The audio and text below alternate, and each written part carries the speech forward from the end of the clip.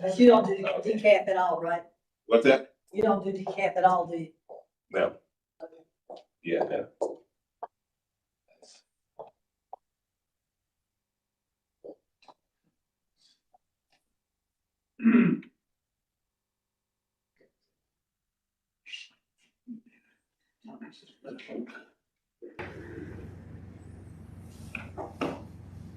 And what do you want me to do with it?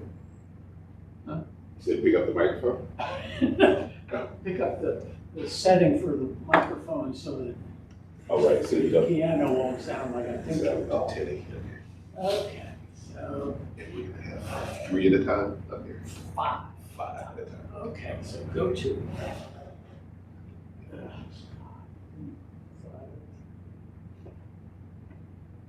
Now we're gonna turn to the next 5 victims. Yeah, I like that. That's our welcome. Back is good. Full panel's good. Yes.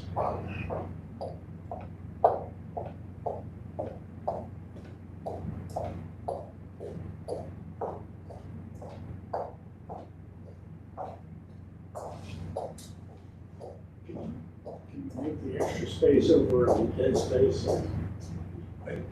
S2 doesn't show your face in the space. Yeah.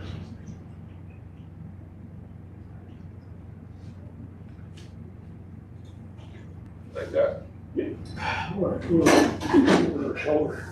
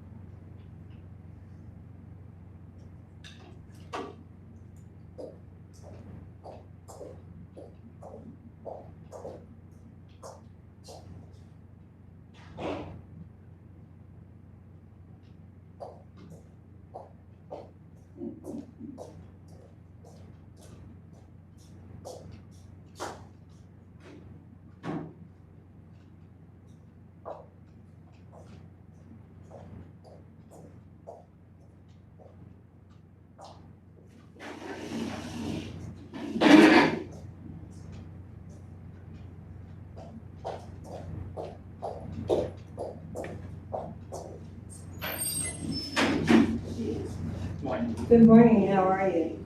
Oh, are you? I'm doing well, thanks. Jackie Williams. Thank you too. Anything I can do to help you all get? No, we're good, we're good. Look, now you were the one that asked the question.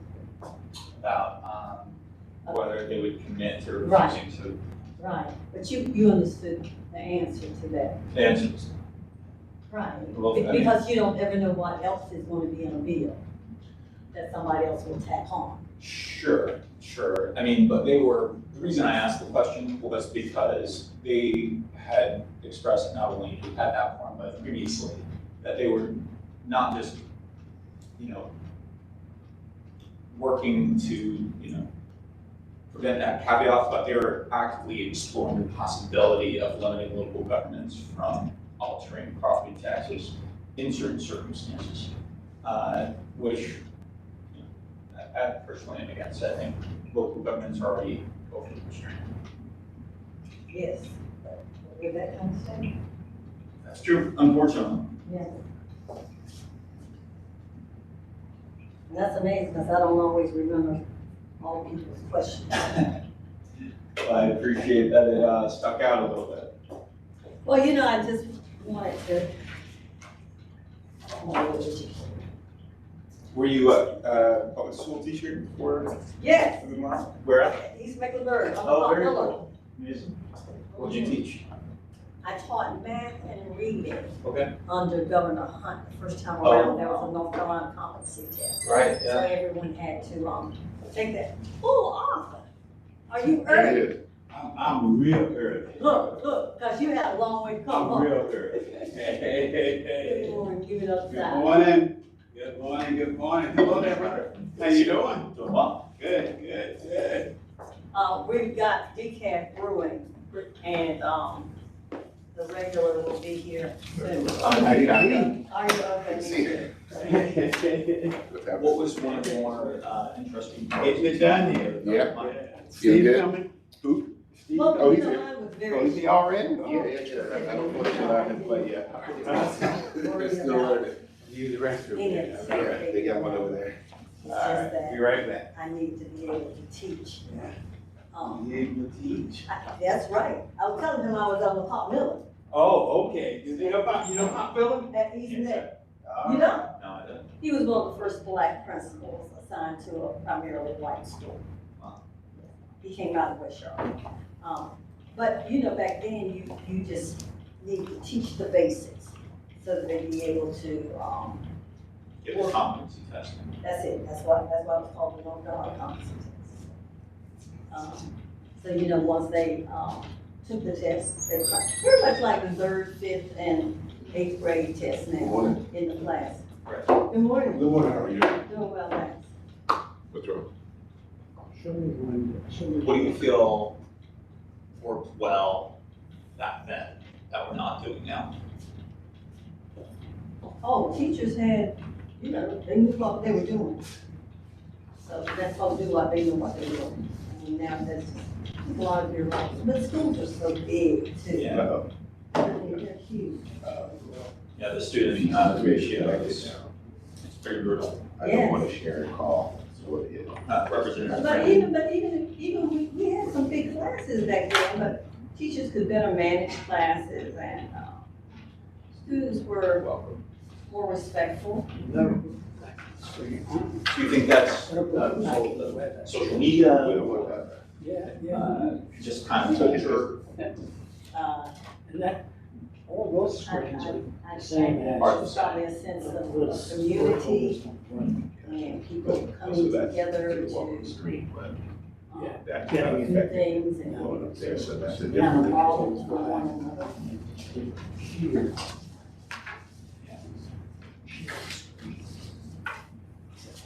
The lack of community, I feel, is particularly scary lately. And, since COVID, for anyone who's in college or So now typically you don't have to cut together. I think it's particularly difficult time. Oh, yeah. I mean, That looks good. this is such a formative time to have over a year, Yeah, no, this looks good. really kind of 2 That's years, a lot. where you're just sitting in your So home that's on the and screen, you I'll know, screen that Mm-hmm, dissolves pretty easily. mm-hmm. You gotta have an Here, I attitude. can screw that. Yeah.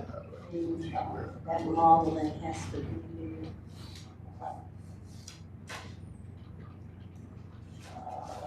You're not here. a lot of work to do. Center bottom. there. You were where? Sorry? Did you say you worked? Oh, I said there's just a lot of work to be done. Oh, absolutely. My wife and I, same joke we use over and over anytime we're looking at this kind of crazy news or tough situations, we just say, we have a lot of problems.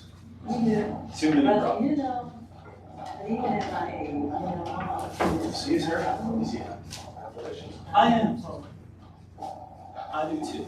Hi, how you I doing today? I see you guys. Thanks, you too. It's cold out there. Yes, it is. And look at that, what, is 39 still the highest for I today? think it's right around there, yeah. I didn't I watch, guess it depends on who you I ask. didn't watch the weather this morning, I was trying to get in here. Good morning. So, too much to do, everybody's telling me, never enough money. I saw you posted the interview with Joe Bruno, I didn't get a chance to watch it last night. It's pretty cool. Good conversation with him.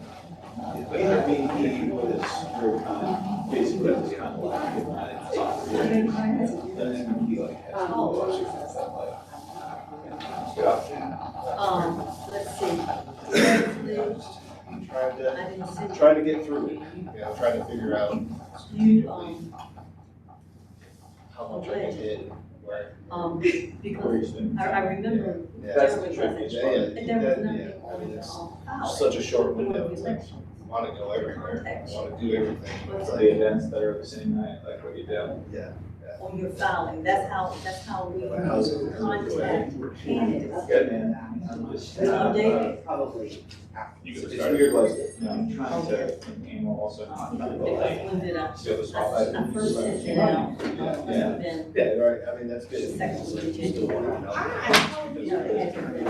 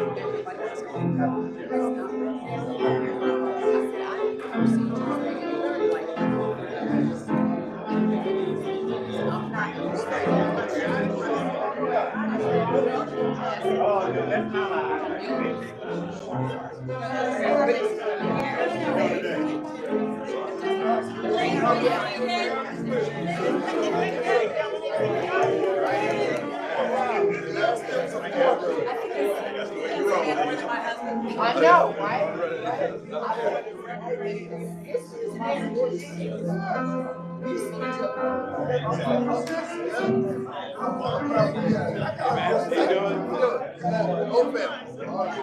Good morning, good morning, good morning, everyone. Please, everyone go ahead and please grab your seats as we go ahead and get this thing underway.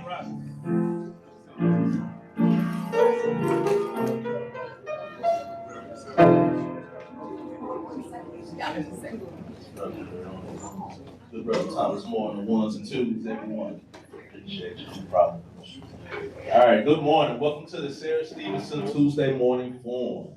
I am Gary Young, facilitator, along with other facilitators, Ms. Laura McCletty, Ms. Carlina Ivory Canty, Ms. Jackie Edwards Walton, Ms. Natalie McElrath, our timekeeper, Mr. Winston Robinson, Mr. Steve Johnson still over there, Mr. Shay Abdullah, and Robert Collins. All right, our forum runs from 8:30 to 10. Typically, I think this morning we're going until 10:30. At 9, I would say at 10:15, we will pause for announcements from the audience, and our announcements can also be sent. Well, are they still sending them, Steve? Still sending them, Steve, as S. Johnson at Tuesday. All right, now we always begin with a prayer. There's Mr. Pat. There he is. Mr. Gerald Pat lives in. He's an eagle. We give him love. Eagle Pride. Eagle Pride. Good morning and welcome to the Sarah Stevenson Tuesday Morning Forum. I don't know if you guys picked up on what Dr. Moore was playing earlier. Let there be peace on earth, but let that begin with me. I think that's really impactful at this point in time in our community, that we keep that in mind. Last week, I think we saw a symbol of that as 18 men that started a journey in October on a simple walk for peace. And I think that resonates in this community today, particularly as we celebrated Dr. King's birthday on yesterday. So let us go to the throne of prayer. Dear Heavenly Father, we thank you once again for this opportunity just to be in your presence. Lord, we thank you for allowing us to come to this tabernacle, Lord, that started out initially as a library to educate the kids in the North Charlotte community and to provide them with a safe space to grow and to learn. But it's so appropriate today, Lord, that it's being utilized once again as a place to grow and to learn, Lord, for folks to come together in community. Lord, we ask that you bless this forum this morning. We ask that you bless the individuals that offer themselves up for service to this community, and that they not forget that they're here to be in service to those that stand in need, Lord. Lord, we ask that you continue to bless all the facilitators that give tirelessly of their time each and every week to come to present these important forums to the community. We ask that you just continue to bless them. These and other things we ask in your precious name we pray. Amen. Amen. All right. This forum does, as Mr. Winston Robinson likes to say, operate on a moment of silence where we like to silence our devices, be it your phone, your watch, things of that nature. All right, are there any first timers in here? Please stand if there are. This is your first time attending the Sarah Stevenson Tuesday Morning Forum. Yeah, go ahead, don't be shy.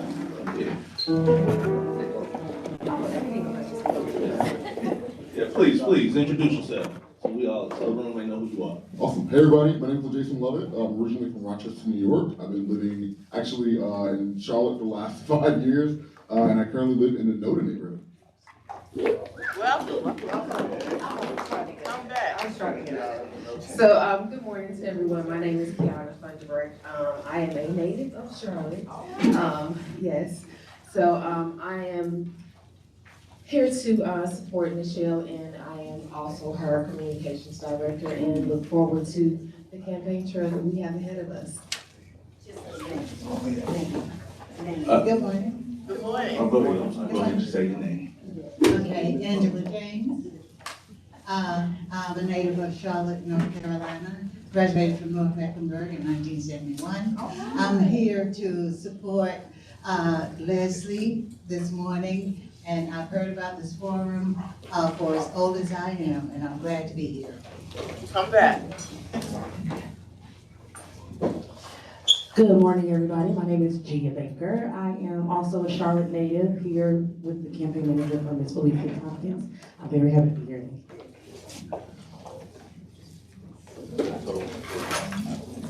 Anyone else?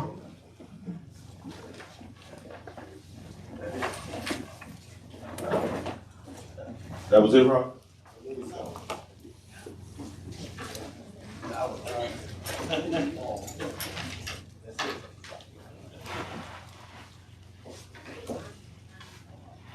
All right, that was it. All right, thank you. All right. Well, today we have some very special guests. Today will be our candidates for county commissioner at large. Today is going to be very unique. We have a total of 10 candidates, so we'll do 5 the first half of this forum, and we'll do another 5 the second half of the forum, hence the elongated time today. So without further ado, I will allow the candidates to introduce themselves and tell the story. And you'll have one minute to introduce yourselves. I'll let you know when you have 30 seconds left. Please use the microphone. Did everybody heard what you said? You speak so low now. Thank you.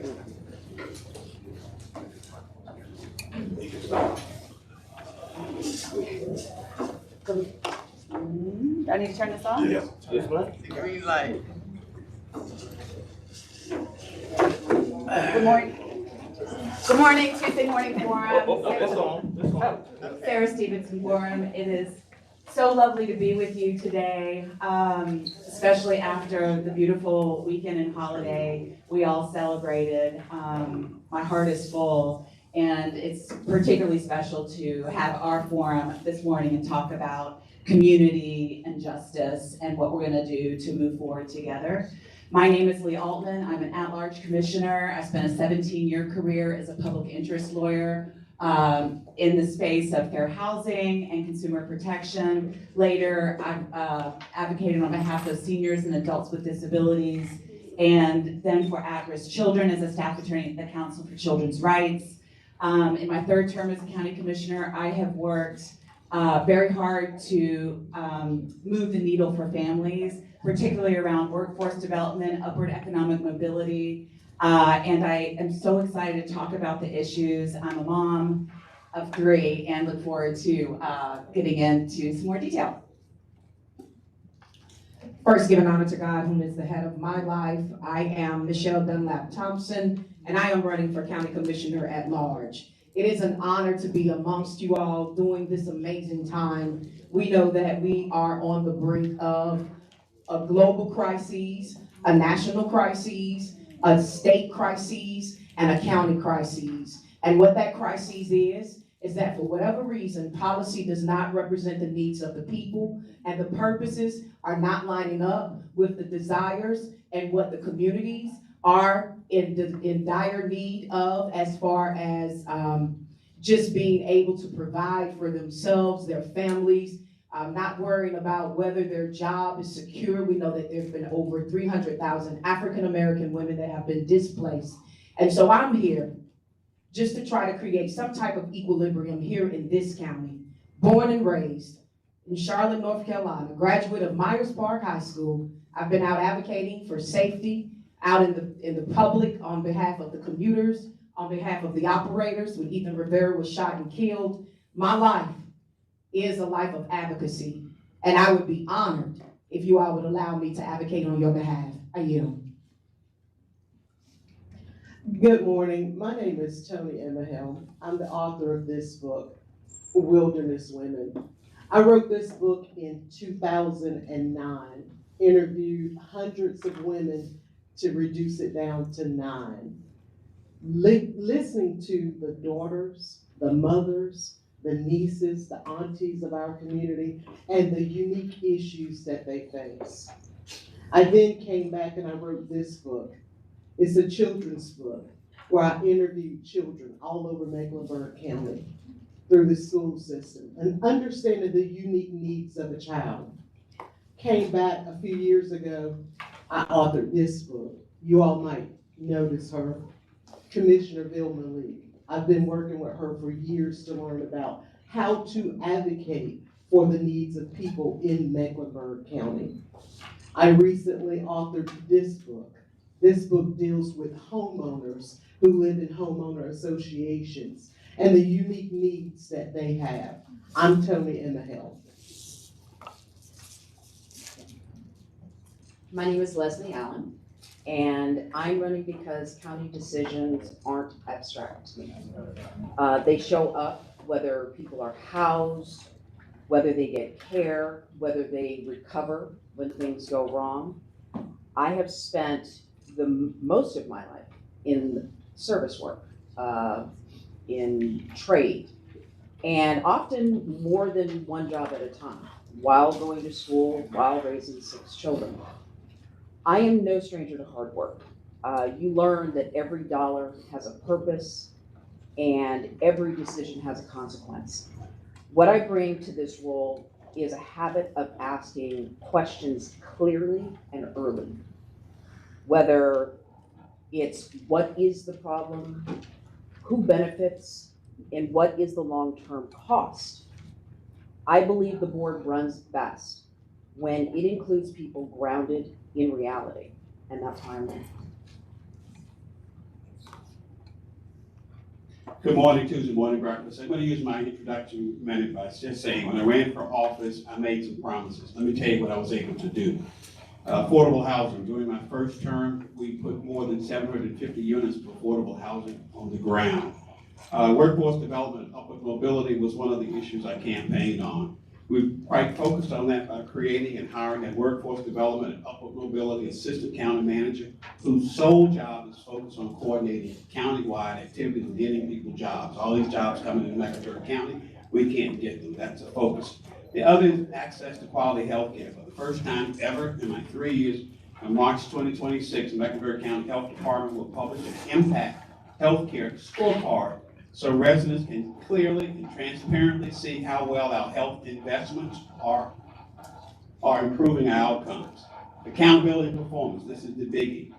We now have a new county manager that embraces the balanced scorecard and SMART goals, so departments are accountable for targeted results and not activity and outputs. Education, we're not yet there. I'm not on the school board, but I use my pulpit to push that notion. None of the things that I just talked about that were achieved were by me alone. I had to have the support of my colleagues, so I thank them for that support for achieving the dream. Thank you.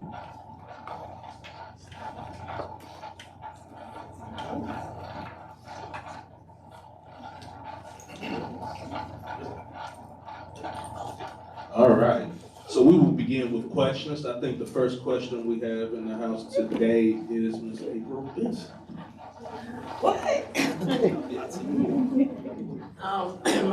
Good morning, thank you for being here this morning. Hold on, April, he's coming with the microphone. Slowing around, you know how it's rolling, girl. Good morning again. My question is, not for you, because you've been around, the new people, and not you. You ladies that are first time runners. What is it different to want to be county commissioner at large and run your seat? It has been said that they do want a new platform. So what are you gonna bring different than those that has already been served?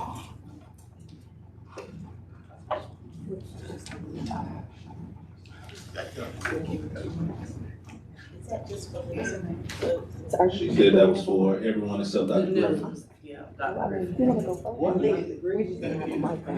Go take that, please. Yeah, you guys will have this one, those are for you, get that one for you now. So my approach is to ask whether investments lower housing costs, create local jobs, and reduce long-term public churn. Into the mic, people at home can't hear you.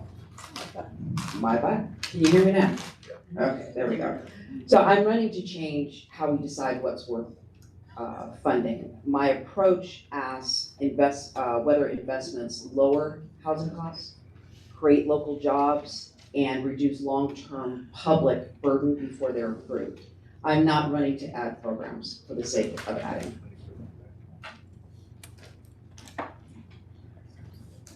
Nichelle Dunlap Thompson. What I bring to this space is a passion for the people. We are leading a people first campaign.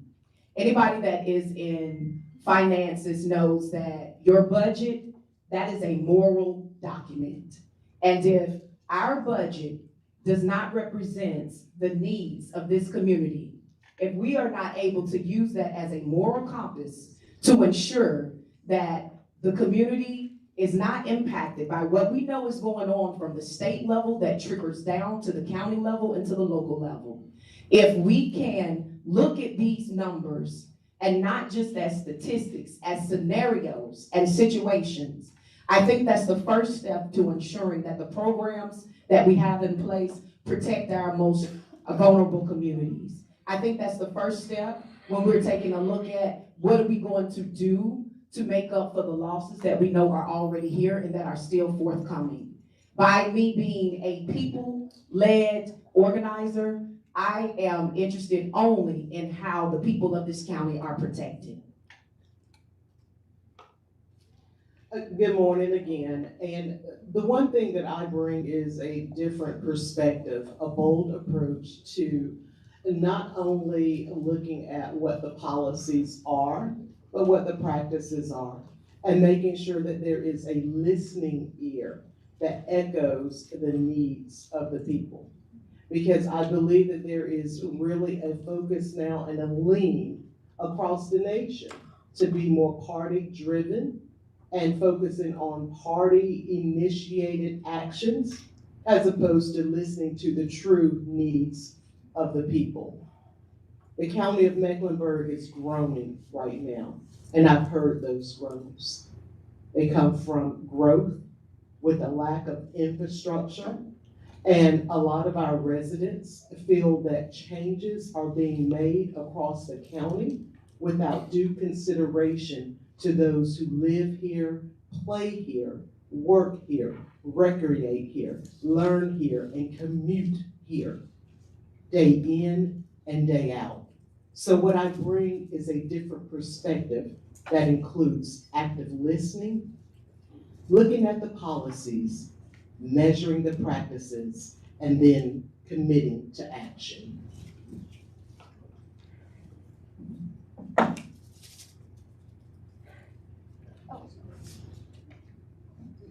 Okay. All right, thank you. I wasn't sure if you had intended to include me in the answer, but I would love to just share what my colleagues and I have been up to, because I am really proud of it. Under the leadership of Chairman Mark Jarrell, in whose district we sit here in District 4, we've been doing some really fantastic work along with my colleague, Commissioner YTI, raise your hand, who you'll get to meet in the next hour. Economic development, bringing great job opportunities to this community is critical. We brought 4,100 jobs since November 2024 to this county, the average salary of which is $111,000. That's real opportunity. That's real upward economic mobility. We have fully funded CMS 3 years running. I'm incredibly proud of that. Environmental stewardship, health equity, a focus on seniors, workforce development, and all of these priorities within the context of reducing racial disparities. We also have a singular focus on affordable housing. Thank you. Senator Waddell. Thank you.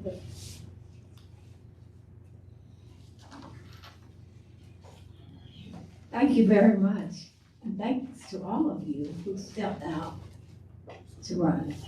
This is a yes, no question. And here it is. It's 10 of you that run for 3 positions. So it's expected that there will be a runoff election. In the event that it is, will you consider dropping out? And which of your colleagues would you support? Yes, no, and which one? My answer is no.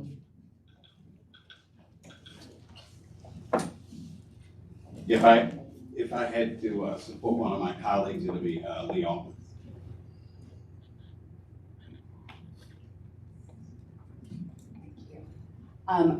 I adore the public servants with whom I serve. Arthur Griffin, as you know, was chair of the school board and is the moral compass for our board. And Commissioner YTI is absolutely working her heart out for this community, and I have just absolutely loved collaborating with her and her vision and her world view and the heart that she brings to the job. I'll also say it's the top 3 vote getters, so I don't think there will ever be a runoff. It's just the top 3 vote getters. I don't think with the at-large race that's how it's resolved. But you do ask a good question, and so I do want to shout out my colleagues with whom I'm serving and doing a superlative job. The answer to that question for me would be no. As far as who I would support, I look forward to learning more about each one of them to give you a more informed answer to that question. My answer as well is no. And the person that I support who's not running for an at-large position is Commissioner Vilma Leak in District 2. So that's a hard no on the would I drop out. And the colleague that I would support in this commissioner race is Commissioner Vilma Leak. And I guess I wanted to just add one more thing. And Senator Waddell, it's so good to see you. We were in Raleigh with the North Carolina Budget Tax Center last year. But to add to what I said when I said no, and the reason that is because we all bring a certain level of passion and commitment that we're offering up to this community. I am not saying that I am a better candidate than anybody else up here. There is a vast array of experience, and I support them all. But at the end of the day, what I know that God has called me to do, no one else can execute but me.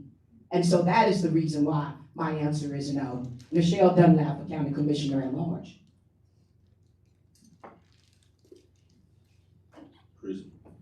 Good morning.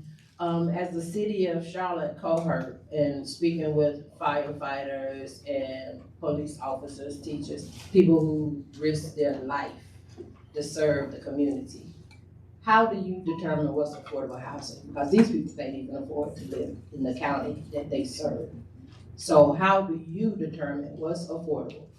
And is affordable housing all subjected to, I guess, maybe just one type of dwelling? Is it like, is an opportunity to expand outside of, I guess, like, kind of like a new project?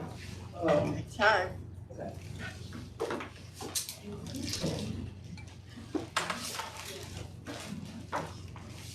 Real quickly, years ago when I chaired the Board of Education, we purchased extra land around most of the schools that we were building.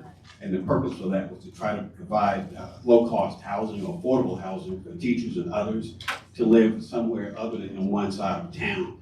Many years ago, the city of Charlotte also created a program, a home ownership program, across the street from Bruns Elementary School, where police officers could move into neighborhoods that had high crime so that they could work twofold. One, to provide an affordable place for local public safety officers, but also providing good in terms of providing safety for the neighborhood. There are various ways of private-public partnerships that we can lower the cost of housing for a wide variety of people, from 30% AMI all the way up to 80% AMI. That capacity is within us. We ought to be able to use our creative juices and the resources here in Mecklenburg County to improve the opportunity for more affordable housing in Mecklenburg County. Thank you.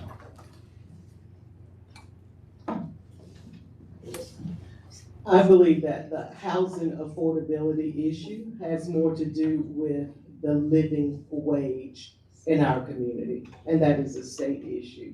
Raising the minimum wage beyond what it is now, but also the employers and these organizations that we're bringing into our community, they need to come in with high-level wages so that our residents can afford to live. They can afford to buy groceries. They can afford to have a flat tire and not go bankrupt trying to get it fixed. So it has to deal more with being able to bring our county up to a living wage, and that these employers are truly compensating our residents better and more effectively.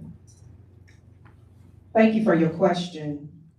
I was looking at a few numbers, and of course, these are not as current. I believe this was a 2023 census, but we have over 700,000 employed workers here in Mecklenburg County.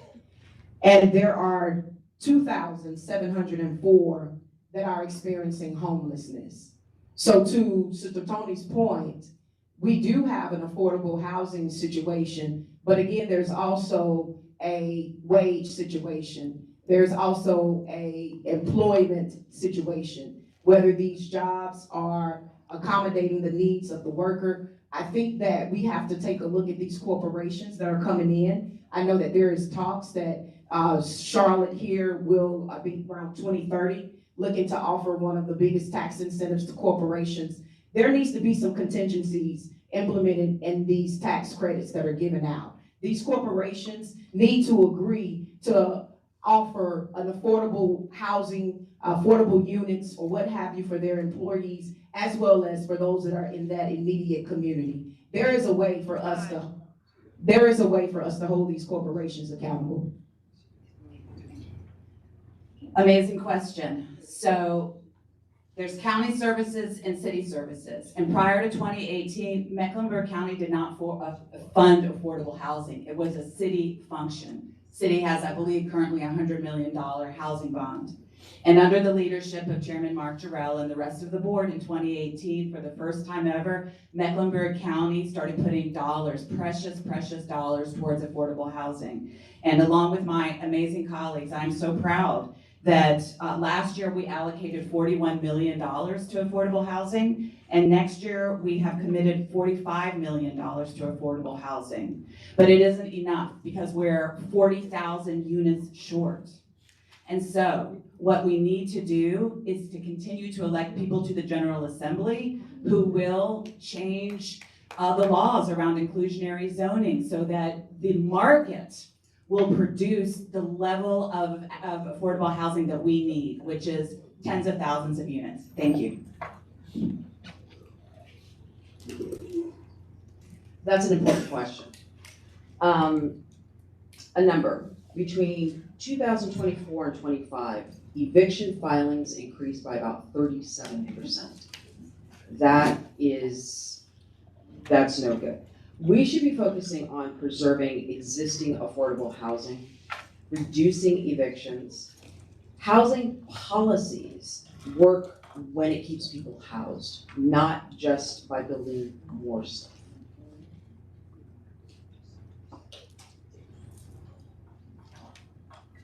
All right, Michelle, you go ahead with your question. Hey, good morning. What's something in Mecklenburg County that you think is extremely underfunded and that people should know more about?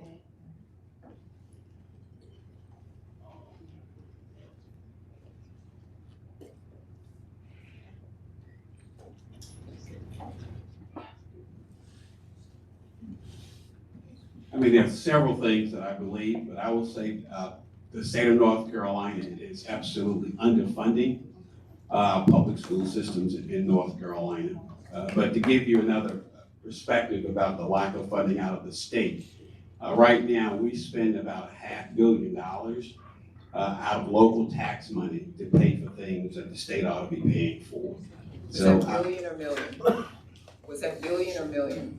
I said $500 million, but it's almost $500 million that we pay locally for things that the state of North Carolina is paying for, not paying for. The one thing that I would say, if I had to identify one thing that's underfunded, are resources and services for our senior citizens who are aging in place. There are transportation needs that they have. There are critical home repair needs that they have. Now, I understand that there are programs out there. There are also adult health and daycare centers that caregivers have to depend upon in order to have daily care while they go out and continue to earn a living to take care of their senior or aging parents. So if there was one area in particular that I would say needs more funding, we need to look at what funding we're doing for our aging population. And we also need to look at what we're doing with their taxes, because they're on fixed incomes. And yet our cost of living and taxes continue to increase. So that is a tremendous area of opportunity for additional funding. And I would say, this mental health crisis that we are undergoing countywide, it is impacting every other avenue of our communities. It's about 20.1% of adults that have reported mental health challenges. 25% of those have been diagnosed with depression. We know that there are changes coming down from the federal level, from the state level. They're already here. This is causing a disturbance internally. And so we have to take a look at what people are struggling with, not just here on the county, but how they're being impacted from the state level as well, because it is a plethora of impact. And we have to ensure that our communities are going to be safe while they're trying to navigate through these challenges. We have to ensure that we have enough resources available. And we also have to ensure that we start looking at redefining what public safety really means. Great question. I can tell you there's not a single thing that we fund that I am satisfied with the amount of support it gets, just because the need is so great. But we also have that real tension of wanting to keep our tax rate as reasonable as possible, which is why we have programs like the Homes Program, which is a pot of money for low-income households to have their tax bill reduced, because we're very sensitive to the burden that it does cause on fixed incomes. And I want to encourage all of you to just Google MEC County Senior Services, and you'll see a long list of truly outstanding programs we have to support our seniors. But like Commissioner Griffin said, we redirect almost $500 million a year out of our budget to fund things that the state is supposed to be funding. Amen. Out of our $2.5 billion budget. Can you imagine the good we could do if the state was carrying its weight, for example, education? So yes, I want teachers to make a living wage. They don't yet, and that's a scandal. Oh, I'm out of town. Okay, sorry. Good morning, good evening, good night, Dr. Penn here. It's very interesting, y'all talk so wonderful about what seniors' needs are, and the rent is high. We're out taxes, you know, you gotta qualify for that. And so our needs are out there, and when I go into these homes and talking to people, our needs are still not being met, and we're still crying out. And that's why we continue to talk about it. But I want to ask about the SMART goals. So, and I want to make sure that it's going to benefit all the community. So if we're talking about these SMART goals, and we want to definitely hold you accountable for them. So how can you report back to us that this is really happening? Because we don't want another, you know, I did this and I did that and nothing happens. Thank you. I'll take that one. During my 60-second introduction, I said that the Mecklenburg County Department of Health will introduce an impact healthcare scorecard that will be digital, it'll be online, and you can see how well our health investments are improving the outcomes for individual populations. I'll give you an example. In Mecklenburg County, we have a focus on Black infant mortality. When you look at the data, Hispanic women that don't speak the language, that don't have as much OBGYN treatments, have better birth outcomes than Black women. So we want to start putting stuff on the website so that you can see those programs that we invest in if they're having any positive impact. So you won't have to listen to Arthur Griffin, you go online in March of 2026. That's one example. But SMART goals, when you talk about access to primary health care, is that a verb or is that a noun? Does that mean you have a Medicaid card? Or that mean, can you get to the doctor because transportation doesn't take 2 hours? Or that because you work part-time, it doesn't stay open late enough for you to be able to get there. So we're gonna try to create SMART goals so you can actually see without people telling you if there's positive or negative impact on some of the services that we offer. That's my understanding of what the balanced scorecard and SMART goals will provide. Dr. Penn, thank you so much for that question. Just to give a little bit of background, I was raised by my grandmother. She was a nurse at Good Samaritan Hospital. The dove that you saw is in honor of my grandmother, Estelle Dove. My seasoned community, not seniors, have one of the most sacred places in my heart. So that means for me, being in community with you on a consistent basis. I have been known to throw several town halls over the city in the past years. I enjoy learning from my community on how I can better serve you. So that means ensuring that we have an open line of communication. That ensures that we have visibility in the community. That also means that there's going to be safe spaces created for you all to be expressive about what it is that you may be in need of. A lot of the times people may not tell you what they need because there's a level of shame that's associated with it. I want to make sure that my seasoned community has access to all of those things to be able to help me to be able to serve you in a better way.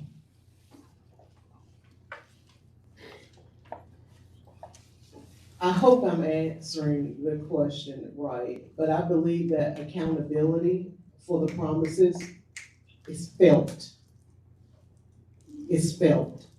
which means that your needs are felt needs. That's why we cry out. That's why we talk about those things that we are experiencing, because we feel that deficit. So when we're talking about these SMART goals, the way the community knows where we are in that, it can be felt, it can be seen. We don't have to go to a website to dig down and drill down to try and find the results. We can see it in the community and we can feel it in the community. And when we have leaders that lead with that at the forefront, then we're making progress. Progress is felt. It's not posted on a website. You don't have to search and drill down to it. And our aging population, some of our aging population are not computer savvy, so they can't do the drop downs. But accountability is a feeling. It's something that you experience. Thank you. You know, the county, the city, and the school board are all manager-led forms of government. So you hire the people, hire the elected officials, and then, for example, on the Board of County Commissioners, the 9 of us hire and fire our county manager, or the city manager, or the superintendent, as the case may be. And for many years, Dina Diorio was our manager, and she was a very serious person, and she did a great job in the community. But we have a new county manager, and his name is Michael Bryant, and hopefully many of you know him because he came to Tuesday Morning Forum, did an incredible job. And I'm not gonna try to retell his lived experience, but I can tell you that Michael Bryant, as serious as there ever was a person, committed to change that's not just seen on a page 3 of a website, but felt. And he will execute on the vision and values of the Board of County Commissioners, which is reducing racial disparities and addressing the historic gaps that have plagued this community. That is our job. That is my commitment to you, and that is the pledge of my full board, and importantly, our manager who runs the day-to-day operations of a 6,000 person workforce.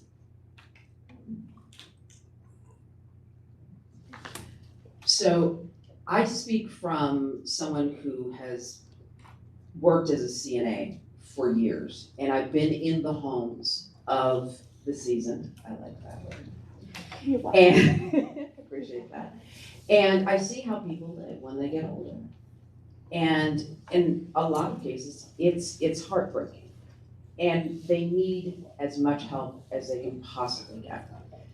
I believe that trust grows when people see their concerns reflected in final decisions. That is what accountability looks like.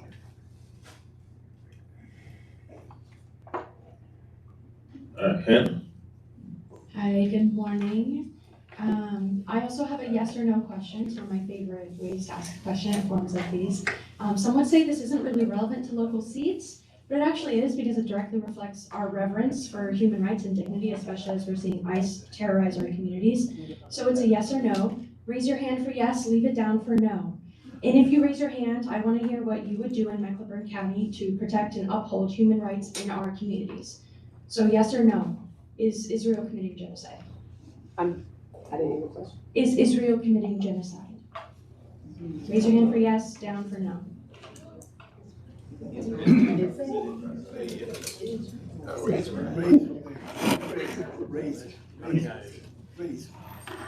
Okay, so what was it, just listed? Okay, I would love to hear from you what you would do to uphold human rights in Charlotte, in Mecklenburg County. What is happening around the world and what's happened to our community, what's currently happening in Minnesota, are uncalculable as far as the harm that it's going to cause us as a country. And I'm committed to making certain that people have people to go to. Making certain that police are policing, but they're also part of our community and they are representing every person that lives in this community. I'm committed to keeping those dialogues going. I always get in trouble by putting my mouth. In Mecklenburg County, almost 75% of the people in Sheriff McFadden's hotel are African American. African Americans die in Mecklenburg County prematurely more often than any other race or ethnicity. Most of the people on public service in Mecklenburg County are African American. About 50%, a little bit more, can't afford market rate rent or buy a medium priced home. For me, I certainly believe in human rights. I believe in rights of all individuals, but we have issues right here in Mecklenburg County that I'm trying to focus on, that I want to try to improve the quality of life so that we're not just surviving in Mecklenburg County, but we are thriving in Mecklenburg County. We have a whole lot of work to do here, and I'm going to stay focused on what we can do to improve the quality of life for our residents here in Mecklenburg County. Thank you for your question. I echo the amazing example of Commissioner Griffin. We all know that there are so many things that are going on abroad that goes against humanity. And so I name that here in this place. But I also know that what is out of my reach is out of my reach. But Mecklenburg County is in my reach. I know that what occurred here when ICE came to this community is a direct threat to our safety. I am committed. All you have to do is Google my name to see my commitment. This community, the safety of this community, the well-being of this community is what I live and I breathe. And I am sitting before you right now, assuring you that I will do whatever is in my power to do to make sure that this community is safe.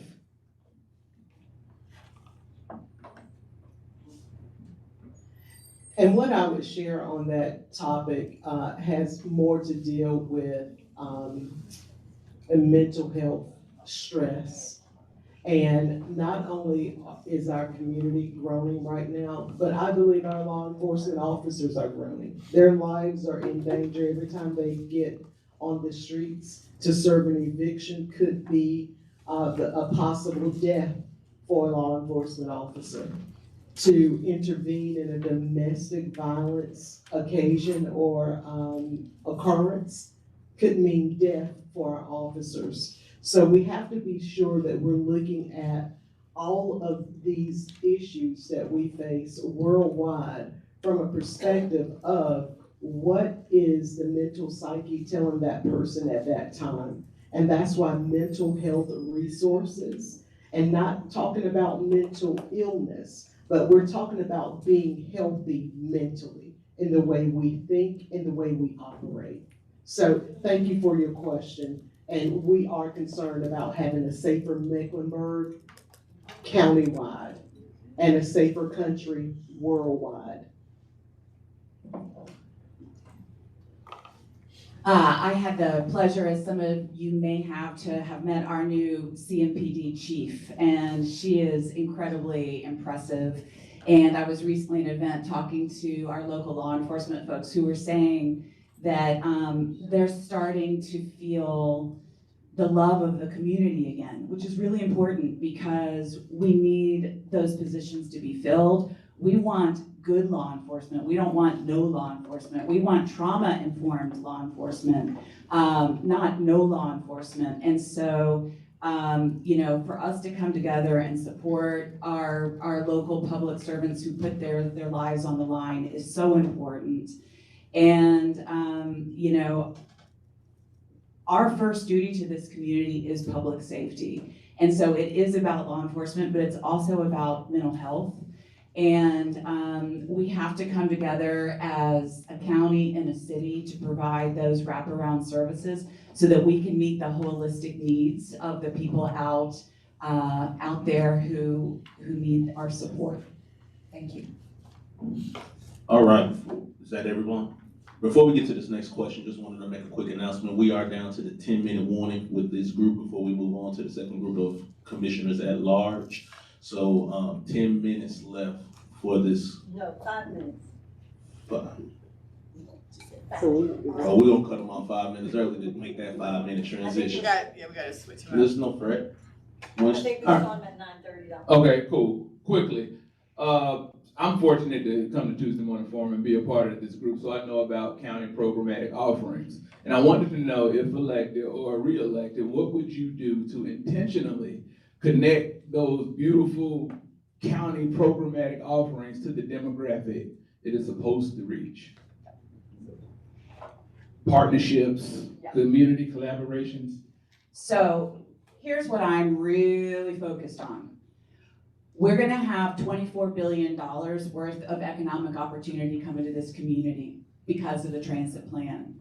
I want those jobs with an equity lens to benefit our kids locally. So these projects are all gonna roll out at different schedules. Maybe the O line to the north rolls out in 8 years. Maybe the Silver line rolls out in 9 years. Whatever it is, we need to create a time frame and say, how many jobs are we gonna need? How many skilled tradespeople for this, that, and the other? And then go to CMS and say, can we meet with all the 9th graders and their parents? Can we meet with all the 7th graders and their parents? So that there is clarity and alignment. People don't have to go figure it out. We hand it to them on a platter to say, these jobs are gonna be available and continue with CMS, but meanwhile, we're gonna have this parallel opportunity 2 Saturdays a month over the next 5 years to get you fully prepared and aligned to benefit from these jobs the moment you graduate. That's what I'm looking to do. Thank you for your question. So I am a multi-state organizer. I have a background in coalition building. My answer to that, as far as intentionally connecting, which means we have to have all levels of the community at these tables. We have this transit tax, the sales tax. We need to make sure that those persons that can receive benefits from these dollars are in the rooms to say what is beneficial for them. We cannot allow for the corporations, leadership, to make decisions without voices in the room that these decisions impact. So my effort would be creating a coalition of corporations, business owners, community leaders, as well as just common county residents. And this is a conversation that needs to take place not just once a year. This is a conversation that needs to take place quarterly. Things are changing, issues are changing, money is diminishing, funds are being rolled back and taken away. What I had an issue with 6 months ago may not be my same issue 6 months later. We have to ensure that the value of the community is represented even when their voices may not be. And I am a mother of 3 daughters. I have 3 grandchildren, and it scares me that anybody would be talking to my teenagers about graduating high school and getting a job, because what that means is they're gonna be in my house for a longer period of time than I want them to be there. I want them with school to be focused on their proficient learning so that they're proficient to be able to compete in a world outside of making hourly pay jobs. I believe that the best thing that any governmental agency can do is make sure that we, number one, educate the community on the resources that are available. And that education sometimes comes from being in the community, being visible, being accessible, being touchable, and letting people know what those resources are. And then number 2, going the next step to connect them with the resources. So I believe that that is the best way.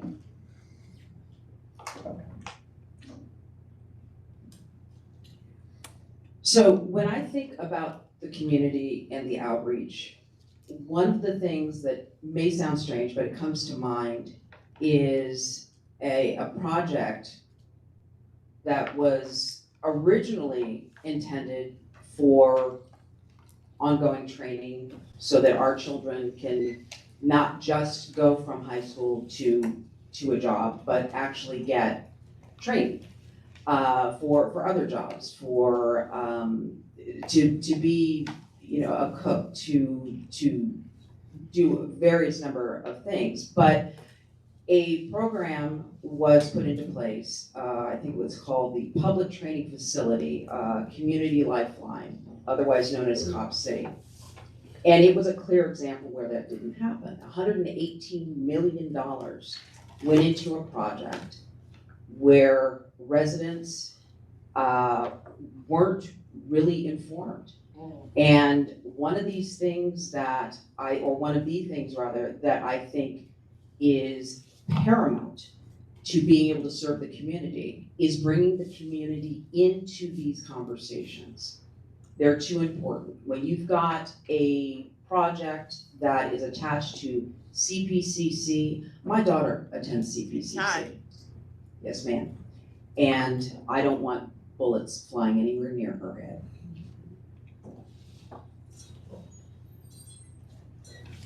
There's so much I could say. I'll just narrow it down to education and workforce development. Clearly, if we're looking at the future, we have to prepare our youngsters for the future. And I didn't get to say this at the beginning because I talked about some of the things that we accomplished. But let me just tell you who I am. I'm a native Charlottean. Grew up over here on 6th Street, born in Good Samaritan Hospital. Y'all see me now because I'm a retired senior vice president at McGraw-Hill Education. But what you don't know about me is that my mom died homeless over here on 5th Street. They didn't even know what name to put on her death certificate. So I didn't come up with silver spoons. I came up through the University of Hard Knocks each and every day. That's who I am as an individual. So I will take those learnings and I will convert those learnings into actions based on who I am and my lived experience. I've been eviction notices. You can go look at the court records. Charlotte's my home, so I didn't move here and become somebody. Who I am is out there for all to see. So I say to you, we have to prepare our youngsters for tomorrow, in one way through education and workforce development. Thank you. All right. All right, so as not to be stereotyped, we're gonna try to stay on time and on point. We're gonna allow the candidates to have a 30-second wrap up for each one. Starting with you. Since you went on that great speech, Dr. Griffin, go ahead and start a 30-second wrap up. I absolutely appreciate and cherish the support that this organization and you folks have given me in the past. I want to continue to earn your support, and I'm going to do what I hear from all of you each and every day as I walk and live in this town called Charlotte, North Carolina, to not just move towards folks surviving. We absolutely need to change our language to our children, our families, and our communities to thriving. So I appreciate your support and appreciate what you've done for me in all the years past. And thank you very much for your questions and attention this morning. So I'm honest about what county government can and cannot do. My character is grounded in doing the work, fighting for what I believe in, and not overpromising. I appreciate you all taking the time to listen to anything I have to say, and I look forward to doing more. I too want to thank you all for the opportunity to present to you today. Each one of us who are in Mecklenburg County and registered to vote will have an opportunity to vote for someone in your district, and you'll have an opportunity to vote for 3 commissioners at large. I just want one of those votes for a commissioner at large, okay? So vote Tony Emahel for commissioner at large. And if you're in District 2, vote Vilma Leak. Re-elect Vilma Leak. Let's secure her seat for County Commission District 2 next week. So the Cherry Community Connection Cookout was a vision of the Lord and I. When Ethan Rivera was shot and killed and there came a need for someone to raise the conversation of safety on behalf of operators and commuters, it was the Lord and I. I have always represented this community in the best manner that I have been directed to do so, which means ensuring that those who seem to be mute in the missions, that they have visibility and their voices are amplified. I'm not asking. What I am looking for is for you all to empower me to continue to advocate on a greater scale, as I always have.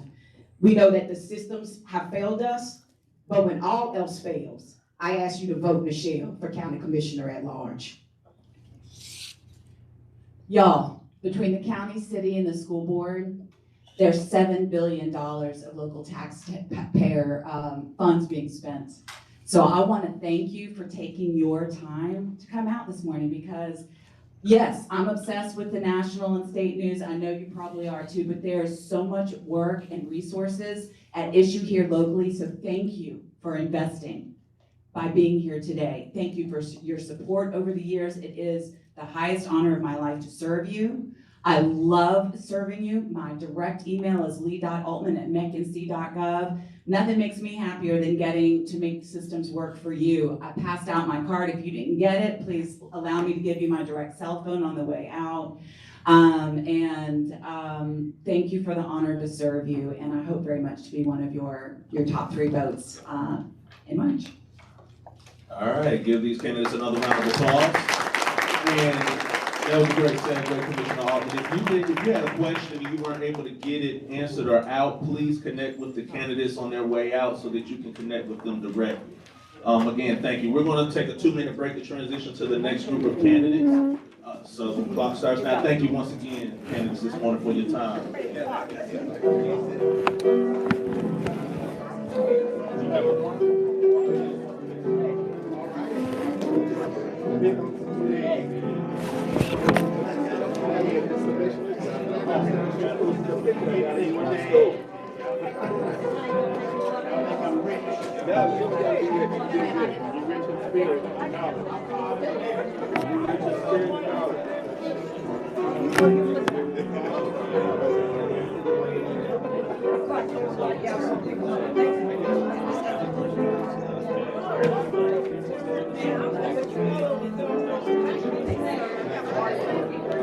Okay, girl, I'm gonna sit in your seat.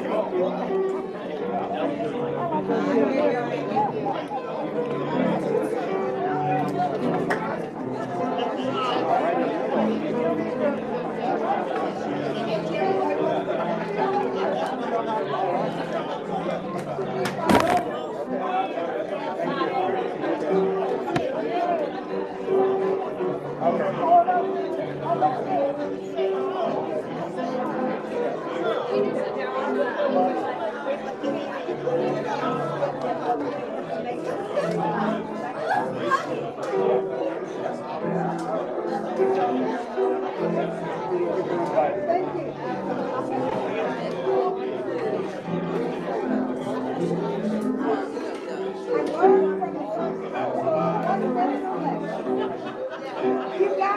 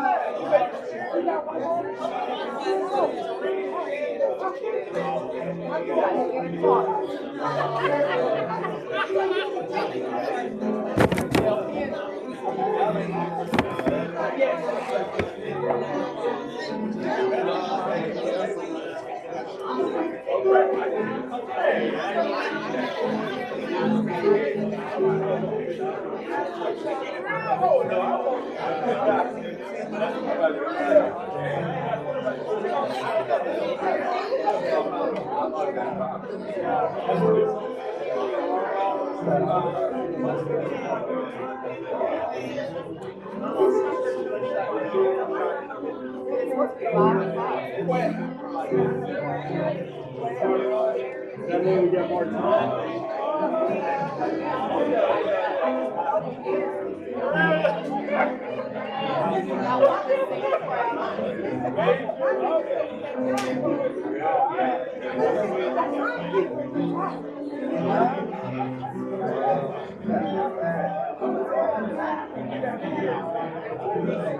Do I need to prep y'all? Yeah, a little bit. I don't know you, what's your name?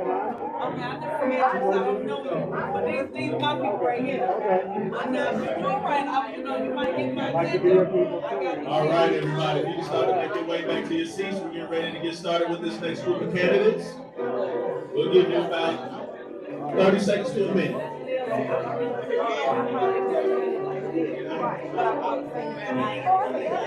I said we'll give you 25 to 50 seconds to get back to your seats and get started for this next group of candidates.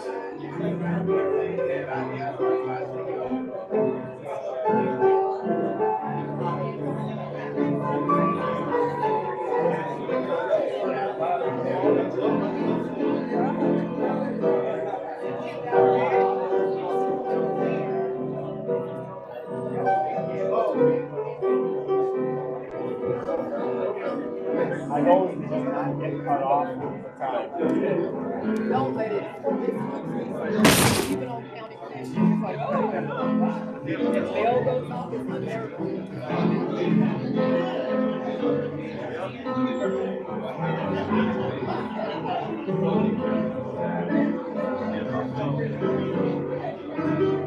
My wife didn't let me have coffee this morning. She's like, there's no way I'm putting you out there with a cup of coffee.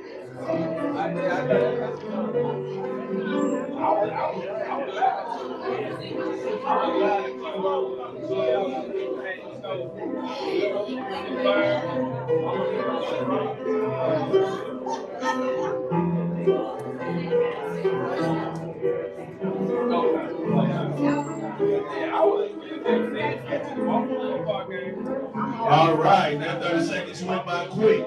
All right, ladies and gentlemen, please find your seats so we can go ahead and get started with this next group of candidates. Okay. All right.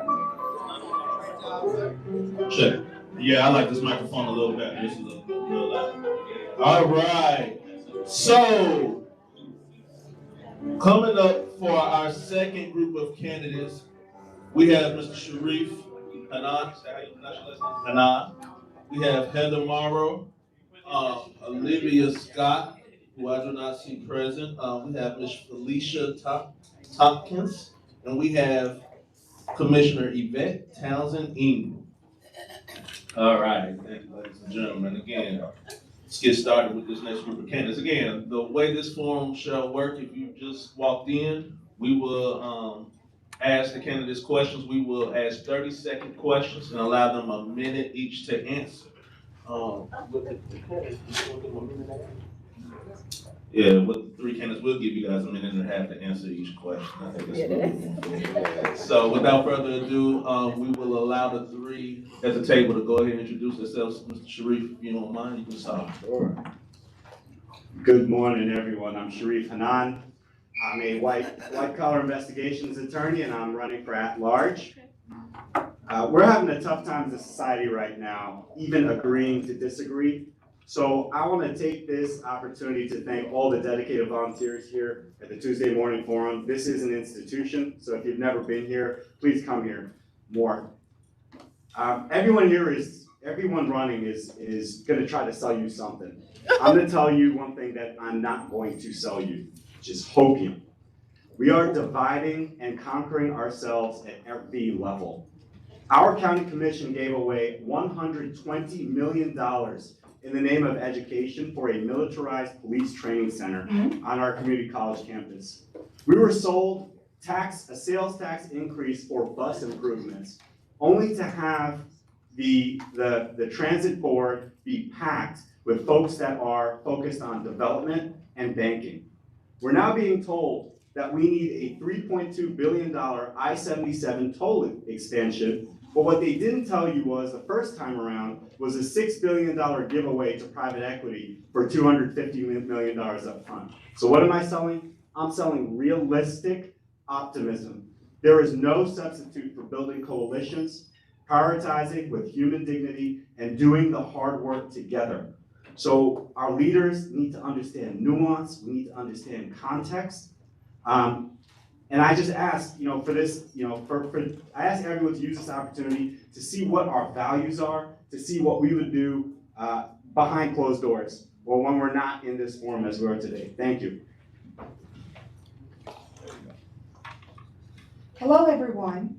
I'm Felicia Tompkins, a committed public servant. I'm focused on delivering results, especially for the residents, for our seniors, and for our youth. There is a need for seniors to be aware of the programs that we have in Mecklenburg County, especially the homes program. I did a survey and I was surprised. Only 3 individuals knew what the home program impacted. So I would like to be a strong advocate for our youth to ensure that we have targeted investment here in Charlotte. They need opportunities and they need the tools to be successful. Thank you. Good morning, everyone, and thank you so much for having me. I love Tuesday Forum. I couldn't cut my teeth on that in the community. My name is Yvette Townsend Ingram, Commissioner Yvette Townsend Ingram. I currently serve you at large on the Board of County Commission. I like to go by YTI, Commissioner YTI, so if you call me that, that's fine. I was sworn in as Board of County Commissioner in December of 2024. Then I filed again in December 2025 because that is the turnaround time. Within that year, I've learned a lot of things. I've learned a lot about governing, the ideological ideas that I have and that I share with a lot of the candidates that are running, I still share. But one thing that I have definitely come to understand, you can come and say a lot of things of what you intend to do, but it takes an entire group. And when I say group, I mean every level of county government, and particularly I could not do anything of what I have done without my colleagues on the Board of County Commission. It takes 5 people to get anything accomplished. So that means you need to know how to understanding policy and then knowing how to work with people. The 2 colleagues that I have on County Commission at large, Lee Altman, and Lord knows I don't know what we're going to do without Arthur Griffin with his years of wisdom. I so appreciate them. And so I ask for your support to return to the County Commission so that we can continue bringing the programs. I wanted to answer a lot of the questions that were asked of the first group. I welcome your questions. I'm open, honest, and I am usually the County Commissioner with empathy being my superpower. Ask me anything you want to ask. Thank you.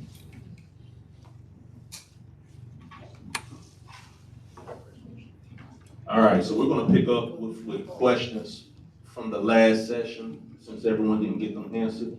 And the first question will come from the online. Oh, he's outside. All right, we'll go with the online question first. All right, we have an online question from Robert Dawkins.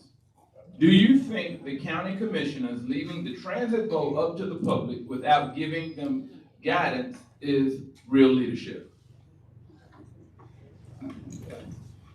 Well, since I'm the only one here that is currently on the county commission, I will say that a lot of the questions we have are relative. Just because you don't agree with the guidance that was given doesn't mean that we did not give guidance. We had forums, we had communication. We have 1.4 million people in this county. I think that we did a very good job, an excellent job of trying to get the word out to people so that they could make an informed decision about whether or not they wanted to provide a 1-cent sales tax in order to help our transportation and infrastructure needs. And I want to be careful here because I don't want to be said that I'm misleading people. As I've said before, with that, I think that we gave every opportunity we could. We did the best we could with educating the public, but there is some responsibility. You have to come out. You have to come to the things. We have to be able to take responsibility for the vote that actually happened. Whether they voted yes or voted no, we're gonna support it and do what we need to do for this entire community. So I think that we did provide a pretty good opportunity for everyone to understand and know what the tax was about. I'm Felicia Tompkins. I feel that we did not provide the entire spectrum for that tax. We should have been aware from the beginning that the state was not giving any money to support us. We could have done a better job with informing our residents the entire package. Sure, we had forms. The forms were great, but I don't think they were transparent enough to really educate our residents. A lot of the residents were saying, we need to have better transportation. Sure, we do. We need to have it throughout the county. But let's go back. We should never do anything without having some type of support from the state. However, my mother is a retired bus operator. I understand transit. I understand the need to have transit. We come from a poor area in Mobile, Alabama, where that was the only transportation people were able to get back and forth to work. It's like that here. But no, I felt that we didn't do a good job as far as making sure our residents knew the beginning and the end and everything about transit. It was sugar-coated. I felt it was sugar-coated. But I'm in agreement. I'm a Democrat. So the voters went out and they spoke, and I'm going to uphold that we follow them and make sure what was said is going to be done. Thank you. Robert, thank you for the question. The city and the county spent millions of dollars selling a 17% sales tax increase, and they primarily sold it to the people of Charlotte and Mecklenburg as something that was good for the working class. They touted 20% of that going for buses. What the county commission did not tell you is that they had the ability to raise sales taxes by 0.25% without a referendum. I repeat, without a referendum. That 0.25%, which would have been a quarter of the full 1% increase, would have been enough to fund buses, all the bus projects that they had on this agenda, and it would have given state legislators time to go back, and I understand that the situation is tough in Raleigh right now, but it would have given them an opportunity to go back and get a better plan and a better deal. This whole plan was not driven by metrics, not by ridership, not by the needs of the community. So it was, in essence, masquerading as a transit plan when really it was a development plan. And how do we know that? There were three board seats that were reserved for business interests. How did that get into the bill, and how did we justify pushing that through? I'm not saying that we don't need business leaders to be a part of this. We do. We need transit. We need development. But to not only do that, but once immediately after this referendum was passed, they filled the board with developers and bankers instead of actually looking and taking care of what the people need. Thank you. There's no rebuttal. No. No. All right, Paul, I think you have the next question. Thank you very much. My name is Paul Nelson. I'm the Regional Director for the African Think Tank. I'm also an ambassador for the State of the African Diaspora. And this is my question. It's really an appreciation and accountability question. I first want to thank you for recognizing Africa Day, which is an official proclamation that I received from the governor of North Carolina in 2024.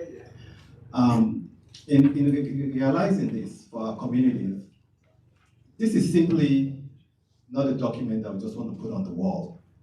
So what concrete steps will you take to ensure this proclamation translates into sustained engagement, investment, and inclusion for African and Caribbean residents in Mecklenburg County? Thank you. Thank you for that question. We are very proud of the Africa Day proclamation that we provided. Our board does everything through the lens of racial disparities and trying to eliminate and diminish racial disparities. Any kind of disparity really, because racial disparities as well as economic disparities a lot of times overlap. What we are doing and what I have been the loudest voice about is sustainability. We can't just give a group some money and throw them out there and say, hey, go out there and swim and do what you promised to do. It takes technical assistance, it takes capacity building, it takes encouragement to ensure, because we have a vested interest in making sure those programs run smoothly, that it's actually doing what we gave you the money to do. So we're going to be more consistent with that. I've been a loud voice with that on the county commission, that we have to offer better assistance to those programs. And I will say this, just because you don't believe something does not make it true. There are lots of things considering the programs that we have, regarding the programs that we have, where the people who yell the loudest are believed instead of looking at what is actually true.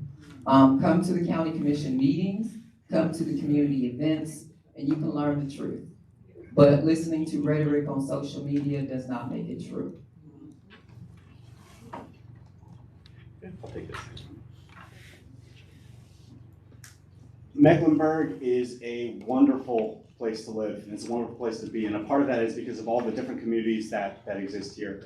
I'm very familiar with the West African community, East African community, and I think it's very important to make sure that we meet these communities where they are, right? I know firsthand that there are organizations out there that are,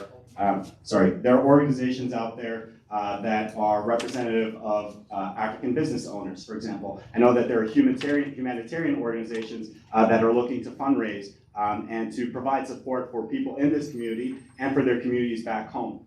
There's a lot of folks that are involved in religious organizations, whether it's the Christian or Muslim community, that are represented there. So for us to communicate with or to provide services for any individual community, we need to make sure that we have an open door. We need to make sure that we're going to events that are hosted. We need to make sure that we are understanding what it is that the needs of the community are.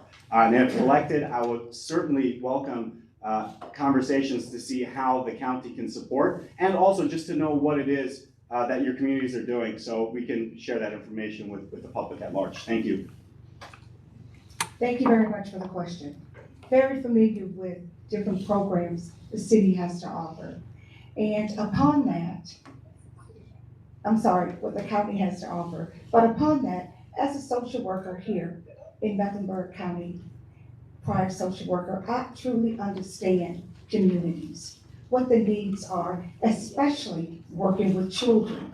A child will guide you and give you that basic information based on what the needs are. They're familiar with that. My role is to get out there among the community, express my interests, and hear and listen to your needs. Bring it back and put systems in place so it's a win-win for everyone. Thank you.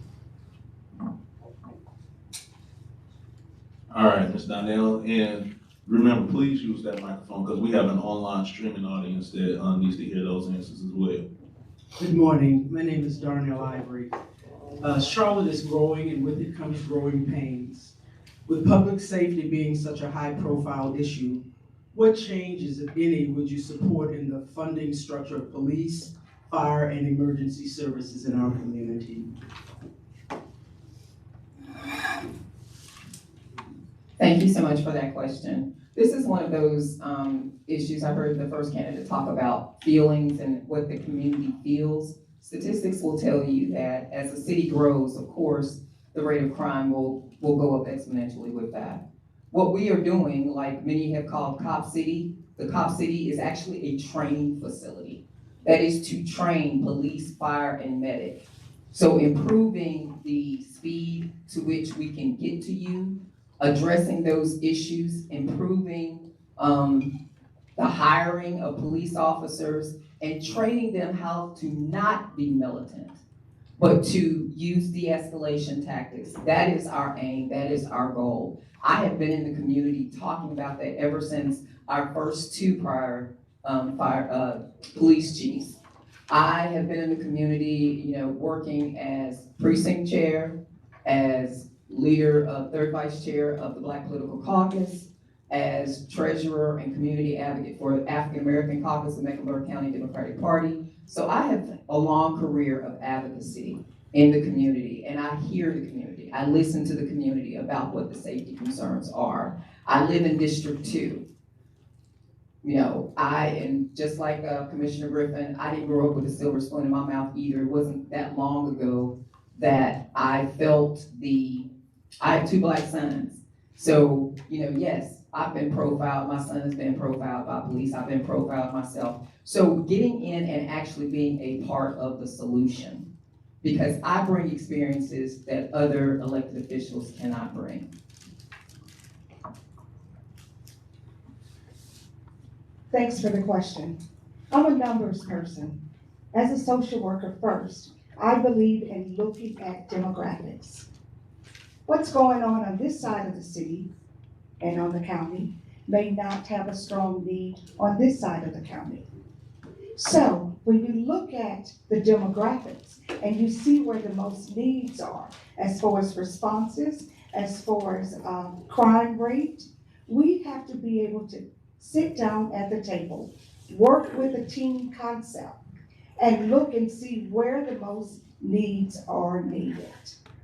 That's the kind of person I am. That's how my basic root is to just look and see where the needs are.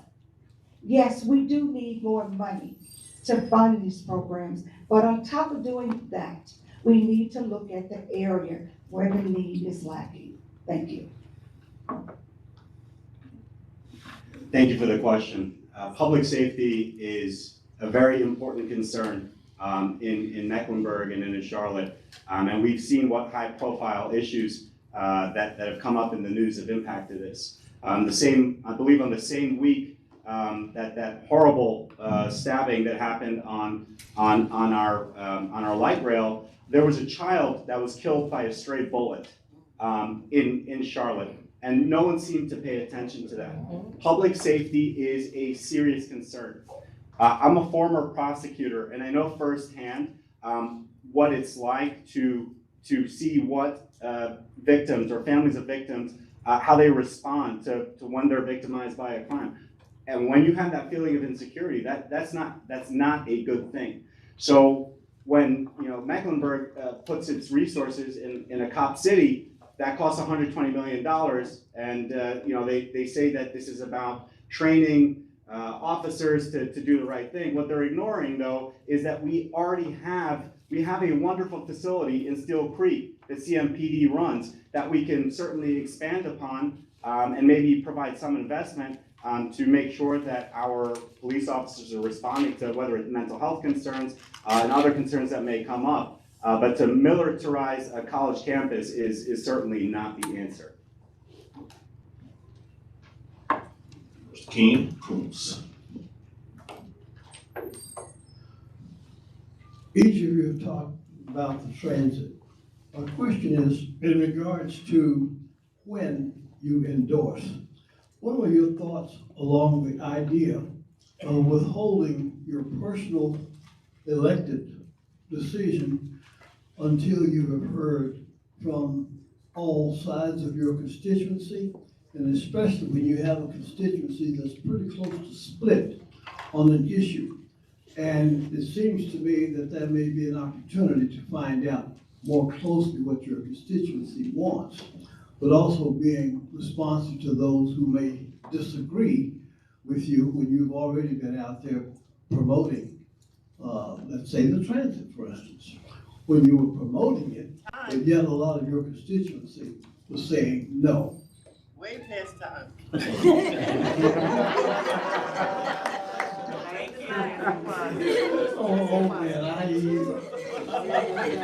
addition to that, I'm not really sure I understand the question. There is no question, I presume. There is a question, more of a statement.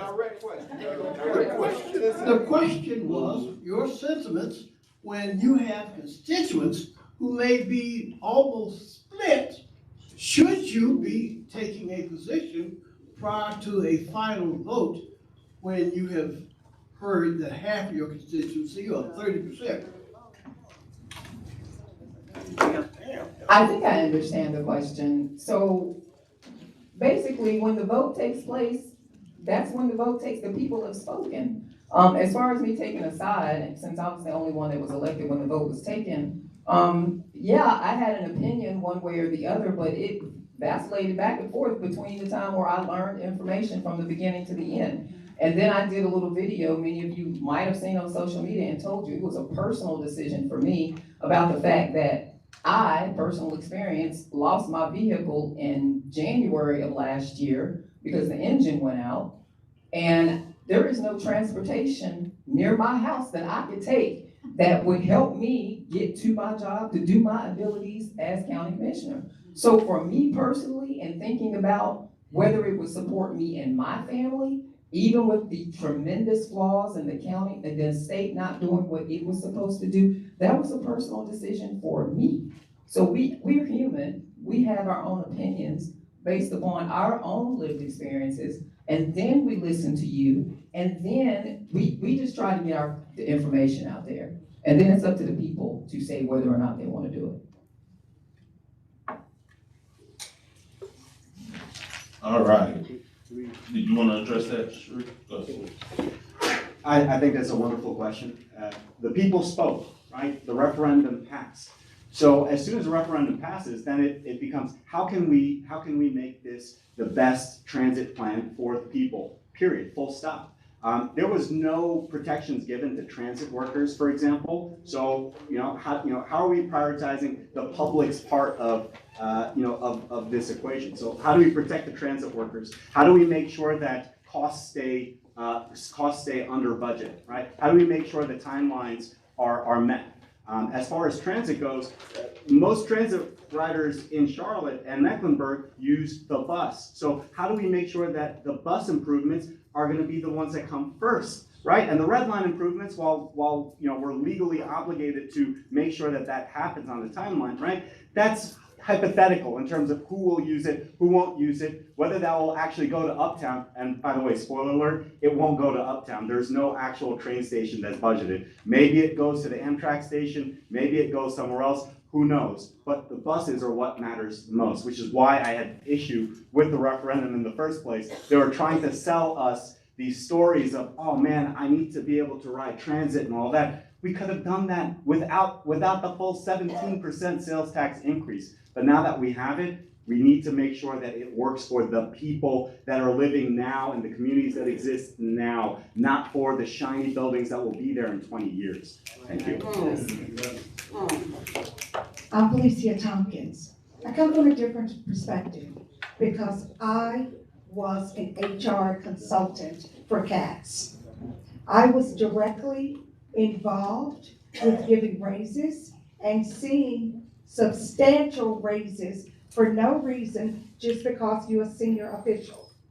What I said was, because I was a part of the CATS team, it's going to be mismanaged. It's going to be misappropriated.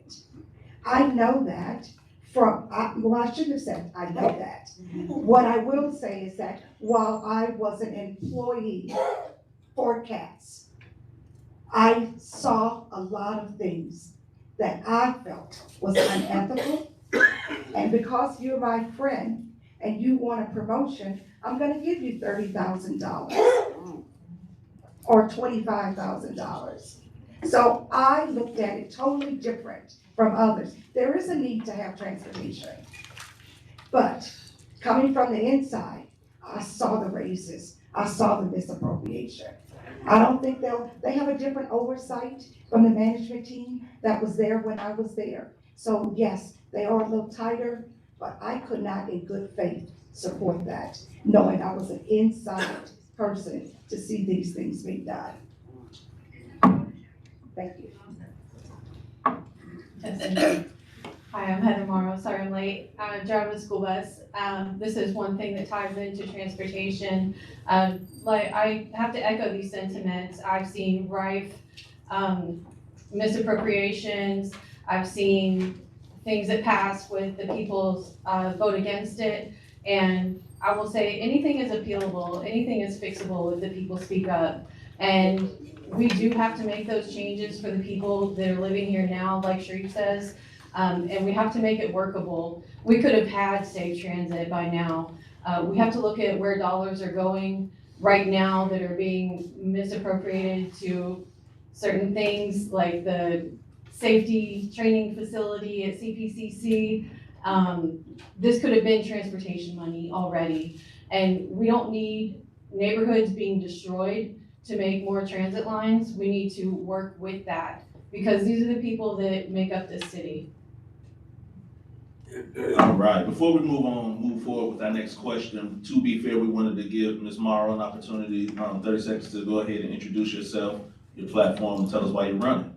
Thank you so much. They had a minute and 30 seconds. A minute. A minute, 30 seconds. Sorry, go ahead, Ms. Morrow. I'll talk slow. My name's Heather Morrow. I'm a grandma. I'm a mother. I grew up mostly in Charlotte. I love this city. What made me run is seeing everything that could be changed, everything that needs to be changed, and the people that are signing off on things. They've blatantly said they don't know what they're signing off on. They didn't read it all the way through. Like, we've got that on record. These are the people that supposedly got elected by us, and it's time to make a change. I will say that I drive a school bus, and that means that I know firsthand the issues that are going on in transportation. I know firsthand the issues that our people face day to day, especially on the roads, where funding needs to go, and we can make a change. And I will say that me running hopefully opens eyes of people to what's happening without their consent or without their knowledge, things going on behind closed doors. I know that we can make basic income for people. I know that sounds crazy, but there's other cities that are doing it. We can abolish ICE. We can stop the terrorism on our immigrants in this town. We're all immigrants on stolen land. So we make up this beautiful city and we can hold it down. All right, thank you, Ms. Morrow. All right, for our next question, mainly for the comments, but I think it's fair for everyone to answer. What are you most proud of in your tenure, and if elected, what's something you would look to hang your hat on? Ooh, great question, whoever did that one. So like I said, I've been on the Board of County Commission for a year, but I've been working with the county commissioners themselves even before I was elected. There were certain things that I'm very passionate about. Mental health awareness and mental health, making that a standard part of a person's, you get a physical, why the most important thing is your brain. It controls everything. So why not have that be universal, that you get a mental health evaluation. Thank you. And so one of the things that I ran on before that I still see that we need an improvement in, and somebody mentioned it earlier, were notifications to the community about all of the programs we have. I listen to the questions, and the questions that come about is, a lot of them are because they don't know a lot of the programs that the county has to offer. I've already asked that we do a better job with pushing information rather than having you pull information from us. That means, right now you have to go online and sign up for, notifications on the programs we have and things of that nature. But getting out to the nursing homes, telling them the programs. We have Department of Health and Human Resources, but we depend on them too much to get the need out, because by then it's kind of, I'm in a desperate situation. So pushing out information so that you can get help about the homes program, informing them about what it really is, informing people about the transit tax and what we can and cannot do and why a quarter-cent was not going to help. So those are the things that I would do in addition to small business capacity building and facilitating their sustainability. Thank you.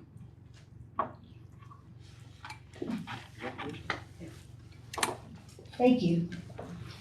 I was once a foster care social worker. Do you guys have any idea the problems that children go through being in 2, 3, 4 different foster care homes? As a social worker, at a very young stage of my life, I decided one day I will make a difference. I want to be your advocate. I know the changes that we can do if we put more funding into the Youth and Family Services or Department of Social Services. The caseloads are too high. When I was a social worker, I had to oversee at least 20, 30, or 40 kids a month. That's almost impossible. We need to do better with our youth and our children that are in a foster care settings. Sure, we put money to the foster care system to get more social workers, but we can do better. The caseloads, if you ask any of social workers, they're too high. We need better funding. What I would say is, I also monitor assisted living facilities. You'll be surprised, there's a major difference between a Medicaid assisted living and a private paid assisted living. It's a major difference. I, as a regulatory, I went in there and made sure that not only the Medicaid residents got money and got programs, but I also had to look at the private pay facilities. My time is up. But I wanted to say, I'm Felicia Tompkins, and I have worked for the county. I know what the needs are. Thank you. I'm gonna echo Yvette's sentiment. I think it's so important to make sure that people understand what services that the county has to offer. And I can attest that Yvette has done a wonderful job of going out there in the community and making sure people understand that. If I'm elected for an at-large position, I would rest my hat on building coalitions. Right? That is my ultimate goal. With the county doesn't, the county commission is kind of high level in that it directs the way that the county operations moves, but there are a lot of intergovernmental relationships and associations that make things work. There are partnerships with the state, with the city, and with other counties in the area that make things run. But the only way to accomplish that is by getting people to be civically engaged.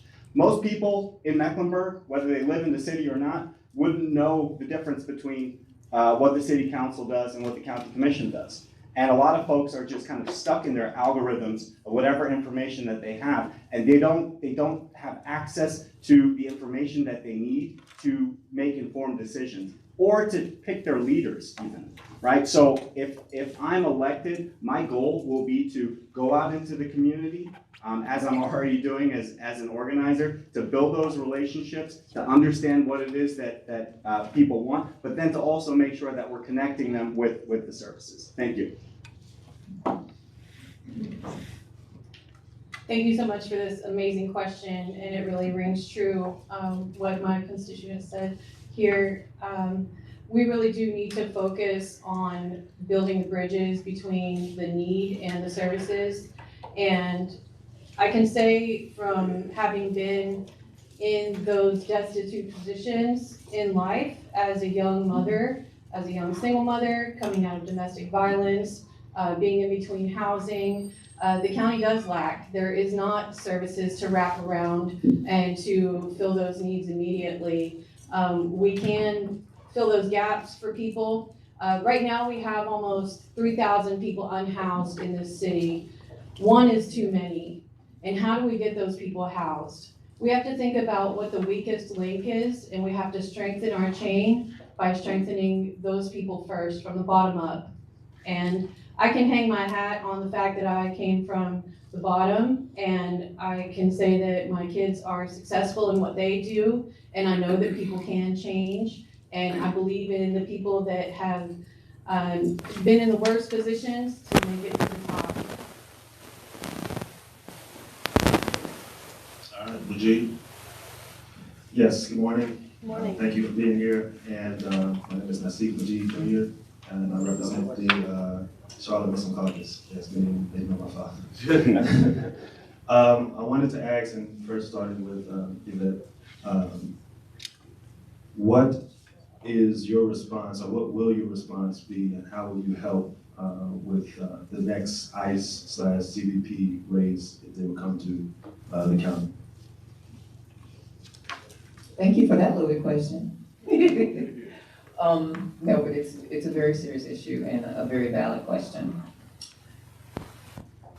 You know, when people think of ICE, they think about Latino only. When we have a large population of African community here, undocumented. We have Asian, undocumented. And there is, actually, I think District 4 is probably the most diverse. I'm not saying they have the most undocumented, but they're the most diverse culturally. What the community fails to understand is if we don't follow the law, we won't retain our jobs to be here, to be able to advocate in the best way we can. So we do what we can within the law. Now, because of certain things, you probably will not see me marching in protests and things of that nature, but I will definitely give money. I definitely support. I definitely come out to events where I'm getting information so that I can provide that information. I have undocumented friends. I may have undocumented family in other states. I'm not really sure because I have family members from who are Cuban. But you have to work within the framework that you're given.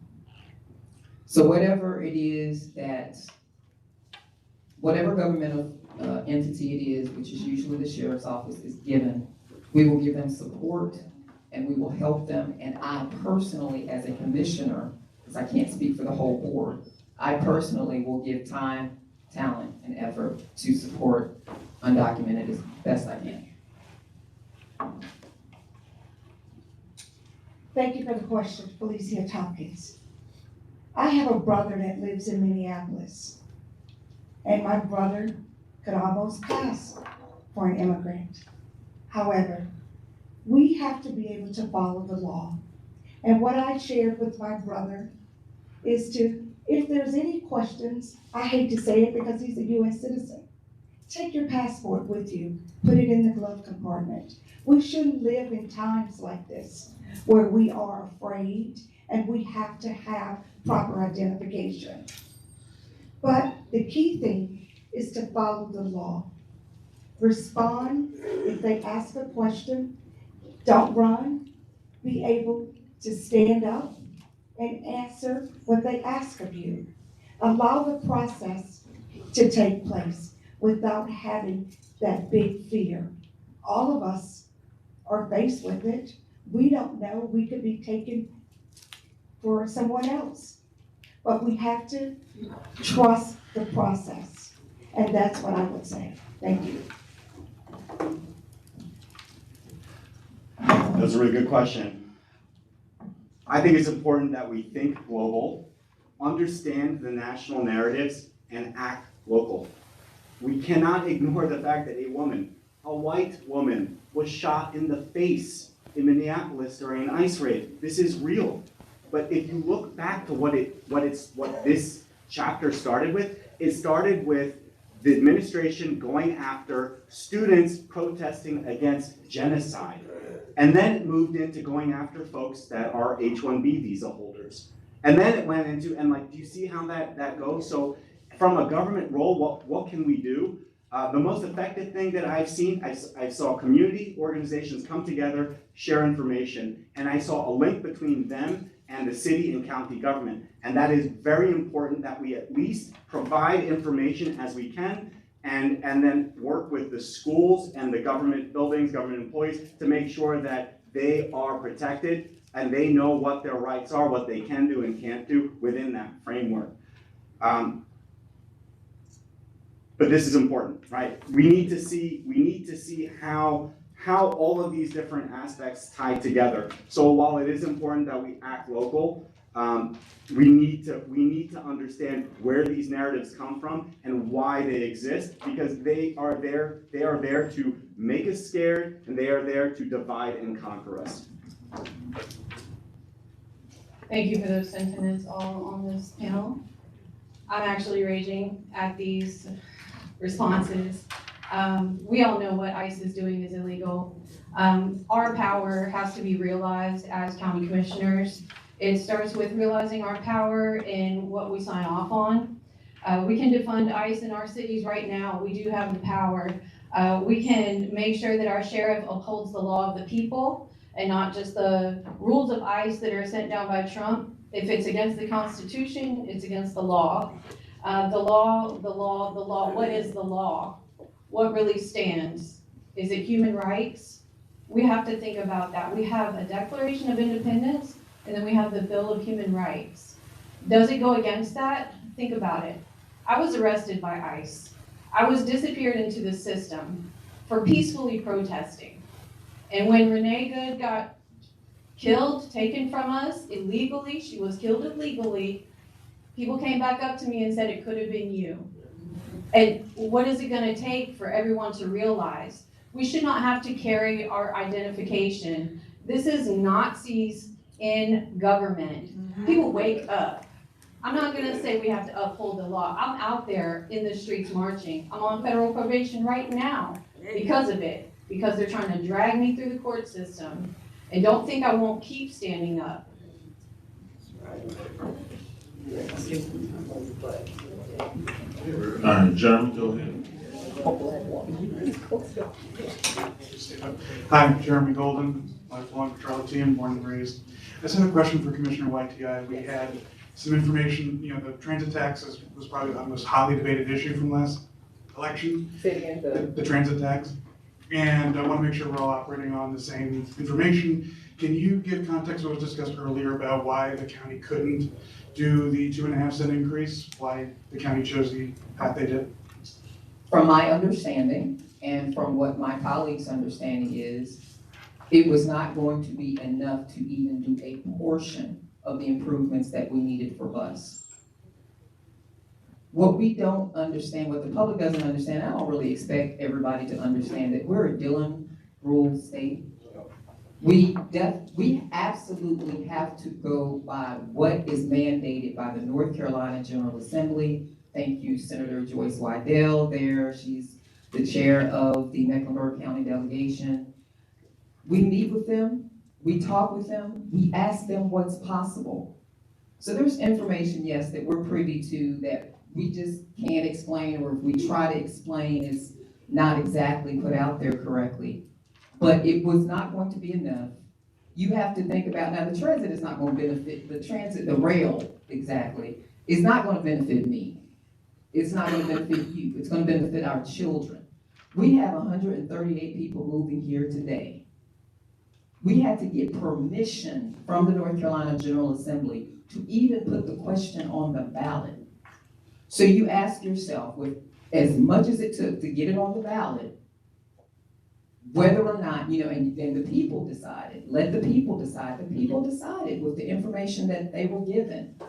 Now we got to work to make sure, as someone said, that it works for everybody, but we are limited to what we can do. I hear all these comments.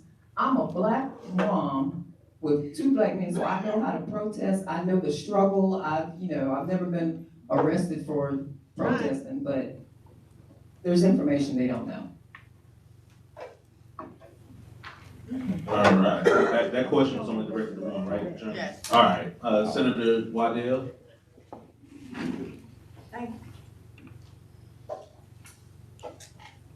Thank you very much. I've heard a lot said about what the General Assembly can do.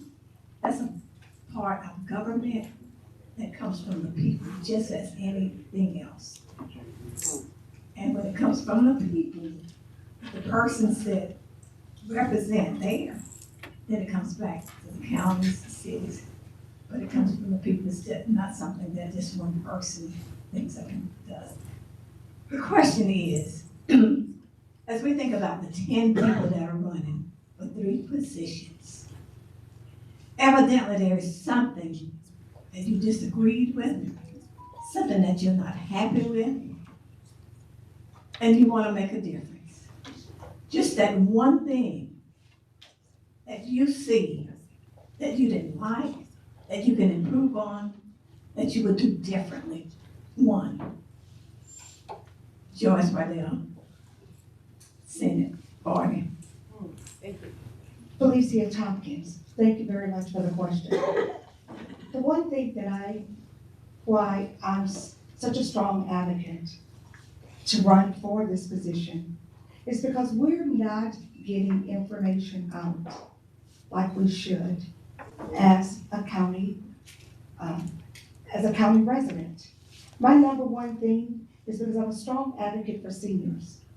And when I asked the question again, and it's been brought up several times, we have a program called the Homes Program. $1 million was allocated for that grant. Only 2,000 residents received it. Why can't we double that? But you can't not be at the table to be a strong advocate that those funds need to be doubled. Instead of 2,000 residents, it should be 4,000. We have so many people in the county that could benefit from these services. So that's one of the reasons why I said, Lord, I cannot sit back and allow this to continue. I have to be at the table to be a decision maker. Thank you. Thank you for the question, Senator. Always appreciate your presence. One thing that I would certainly change, or at least make issue of, is that for this Cobb City Training Center, $120 million was on the budget as a line item, and it was listed as Levine Campus Capital Improvement, and it was pushed as an educational expense. $120 million for a facility that will invite police officers from other counties and federal agencies to come to a college campus. What does that have to do with education? We've heard sitting commissioners talk about the need to fund education, the need to fund teachers, that the state needs to do this and the state needs to do that. But $120 million went to a facility that will have a gun range on a college campus. We need to prioritize, we need to have these conversations. And then when citizens asked about this, when they raised the questions, when they showed up at the meetings, what did they do? They kicked them out. What did they do instead of making this a discussion and a debate? They just rubber stamped it and passed the thing. And now we're trying to figure out where the money is going, who is going to receive it, who's getting the contracts for it, right? When what we should be doing is asking, how do we cut our losses with this? And if we need to make investments elsewhere, we will, but we need to invest in our teachers and education before militarizing the police even more. I have to echo those sentiments of Sharif. I'm so glad to have him on the South Cobb City team. We have been fighting for a year, being kicked out from public meetings, being told by the commissioners on the board that we don't have time to speak, and it's already been decided, and they don't have to tell us about the money. They don't have to have a discussion about it. Even Candy Diedemeyer, the president of the CPCC, told us that she doesn't have to hear from the public about it. It's already been decided, which it was never talked about with the public. It was scooted through by her best friend, Diorio, who's now out. She got her money and ran, the city manager, and we saw it happen. But on a bigger note, they do just sign off on things and say that they didn't even read through it. It was like a silly script to watch it go down. Even one of them called the other out saying, "Didn't you want to ask about it?" And they said, "Oh, no, go ahead and pass it." $65 million out of education funds. Did you know that teachers and bus drivers are only on a 10-month contract, so they can't even claim unemployment for the months that they are out, and they're expected to come back and work for less than $25 an hour and keep this as their career? Did you know that? Yeah. a little dark secret about education, but we have all this money to go to Cop City. Think about it. Once again, misinformation getting out to the public. This is not a rebuttal, I haven't spoken yet about. Oh, sorry. Yeah. I apologize. So when the people that Sharif was talking about were kicked out, is because they released insects and swarm of insects inside the county commission office on the dais. We sit there, we have to sit there and not say anything. We can't rebut on the dais as well. I've got a little bit of training in that. Even though when misinformation comes out, we can't refute it, we can't rebut it. The best we can do is go to social media or go to community events to try to educate the public correctly.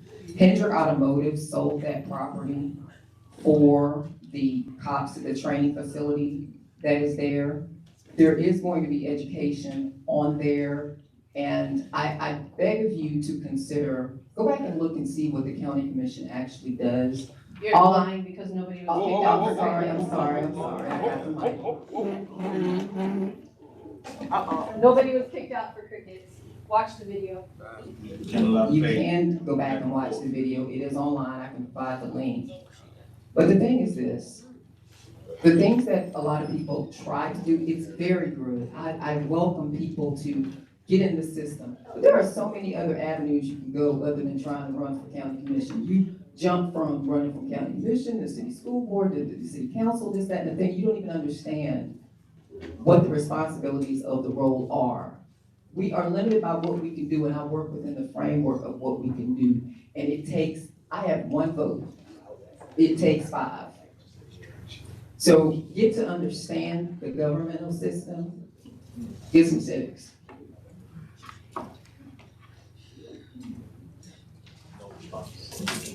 All right, we're gonna try to make time for one more question, but we do not have that. Please give a hand for the candidates to take.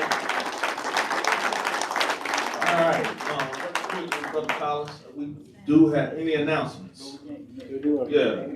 Yeah, look, per the last group that were up here, if you have a question that was not answered and you would like that question answered, please connect directly to the candidates that are up here, get phone numbers, emails, to ensure that your question is answered. 30 seconds closing.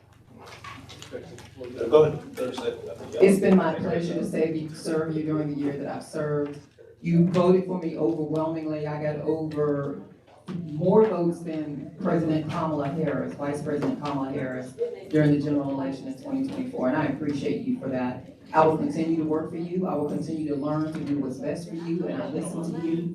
I am the candidate for the commissioner with empathy not so long ago that I was on food stamps, that I had to stand in line at Crisis Assistance Ministry. I have education, but education is not the all. So I thank you for your support, and I ask for it again. Felicia Tompkins, I asked for your support and your vote. I have a commitment to serve you. I'm knowledgeable, I truly know budgets, and I enjoy working with people. I believe in service, and that's one thing I can say I have a commitment of serving all of you all. So I truly ask for the opportunity to be one of your 3 votes. Thank you for being here, and thank you for listening. Thank you again to the forum. I'm not afraid to engage in the difficult topics. I'm a former public servant. I'm a white-collar investigations attorney, and I am a nerd. And I love diving into deep regulatory matters and that sort of thing. I am someone that I think that you guys can trust. So I would love to have your vote so I can then represent you in the commission and build those bridges and have those conversations that need to be had to be your commissioner and to be a leader in that way. And I invite, if I am able to have that opportunity, I invite conversations. I'd have an open door. And if you haven't had my wife's cookies, they're in the back. They're absolutely delicious. Thank you so much. All right, thank you guys. We'll give a quick round for announcements. Robert, I think you said you had the first. Good morning. Good morning. I encourage everyone to listen to my radio show this Thursday. If you missed last week, we had the gentleman running for sheriffs. So this Thursday at 8 a.m., tune in to WDRB Media, or you can go to theuntrappedmind.com, where I have Ricky Robbins and Rodney Collins with a debate on my show. Very good, very informative. So if you're still trying to figure out who you want for a sheriff, you can hear these guys talk about why they're the best candidate. 8 a.m. this Thursday, you can go WDRB Media or theuntrappedmind.com.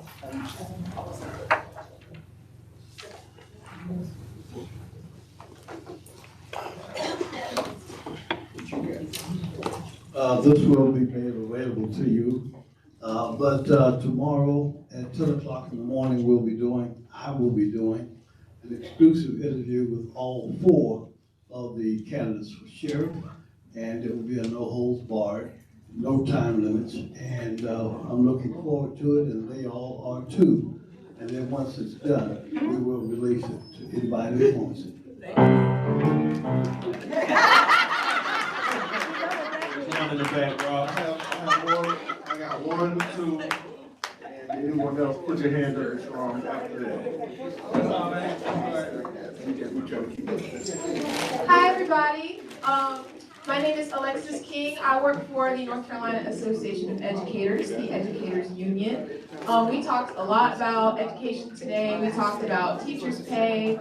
And we also talked about corporations and the taxes that they are paying to support our system.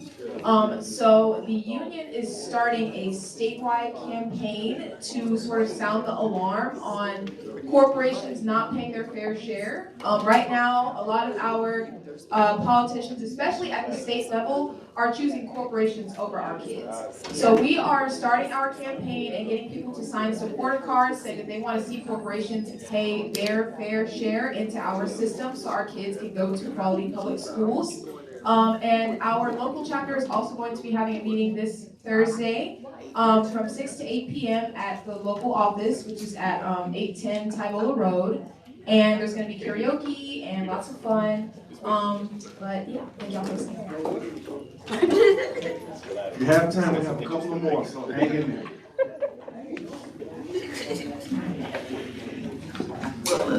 Hi, Jeremy Golden again, just letting you all know, Congresswoman Alma Adams will be having her campaign kickoff next Monday at Middle C Jazz from 6 to 8 p.m. We'd love to have as many people there as possible. She's also having her State of the District on the 29th at JCSU Auditorium. We'd love to see you there as well. All right, and come join us next week as well when we will have County Commission Districts 1, 2, and 3 candidates up front. And also this Saturday, City Councilman Malcolm Graham will be hosting a town hall for District 2 at the Charlotte-Mecklenburg Government Center from 9 a.m. to 12 p.m. Good morning. I'm Rodney Collins, candidate for sheriff. I am hosting an event tonight at 204 Kitchen and Cocktails from 6 to 8. You all are welcome to come and attend. You got free food over there? Wait a minute. Oh, wait a minute. Which one? I believe there are 2 restaurants in Charlotte called Kitchen and Cocktails. It's right off of North Tryon, 204 Kitchen and Cocktails. Thank you. Right next to Re-Roz. Yeah, because it's 2. Hello, everybody. Reverend Rodney Sadler here. I just want to invite you all to a special program that we're having with the African American Social Justice Preaching Series at Greenville Memorial AME Zion Church in Hidden Valley this Sunday at 11 o'clock. We're bringing in a special preacher, the woman who started Woman Preach, Dr. Valerie Bridgman. We'd love to have you there for that, and we're also going to have a special luncheon with her to talk with her from the community on 11 a.m. on Monday at Union Presbyterian Seminary. You're all invited to come to that event. All right, I have an announcement for the Black History Month programming that we will have in February for Sarah Stevenson Tuesday Morning Forum, and I would like your help with a few of 2 of our program. Is it episodes? I don't know. But anyway, if you live in Charlotte in a black community that no longer exists, please contact me or send your name to Steve, or if you went to a black high school or a black school that does not exist today in Charlotte, please contact me or Steve. I would love to have your perspectives on transitioning in mass movement for people. Thank you. One more announcement, y'all. One more announcement. Don't go nowhere. Happy New Day. My name is Nikki Boyd. I am here representing myself, right? I'm not running for a position, but I want to say something. Every Sunday, I am live on Streets 103.3 radio show. And my time, my platform is dedicated to highlighting Black-owned businesses, business owners, nonprofit organizations in our community that are doing positive and progressive things, okay? So anyone that's here that can give me their information, that want to be a part of my show, we're live on radio, unscripted, okay? So we do a lot of great positive things in the community. I want to say also make sure that you vote for Rebecca Cannon, who's right here running for District Court Judge, seat 18. Thank you. Take it out. All right, go ahead.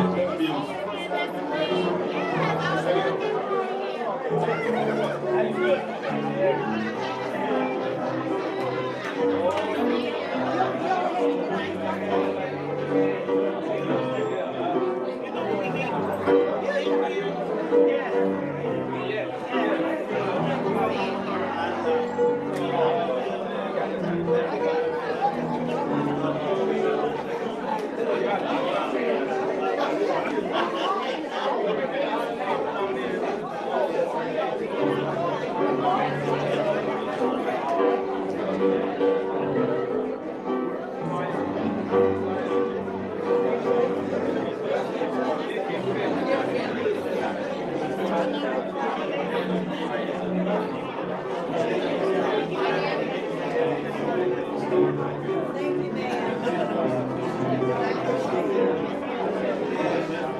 ma'am.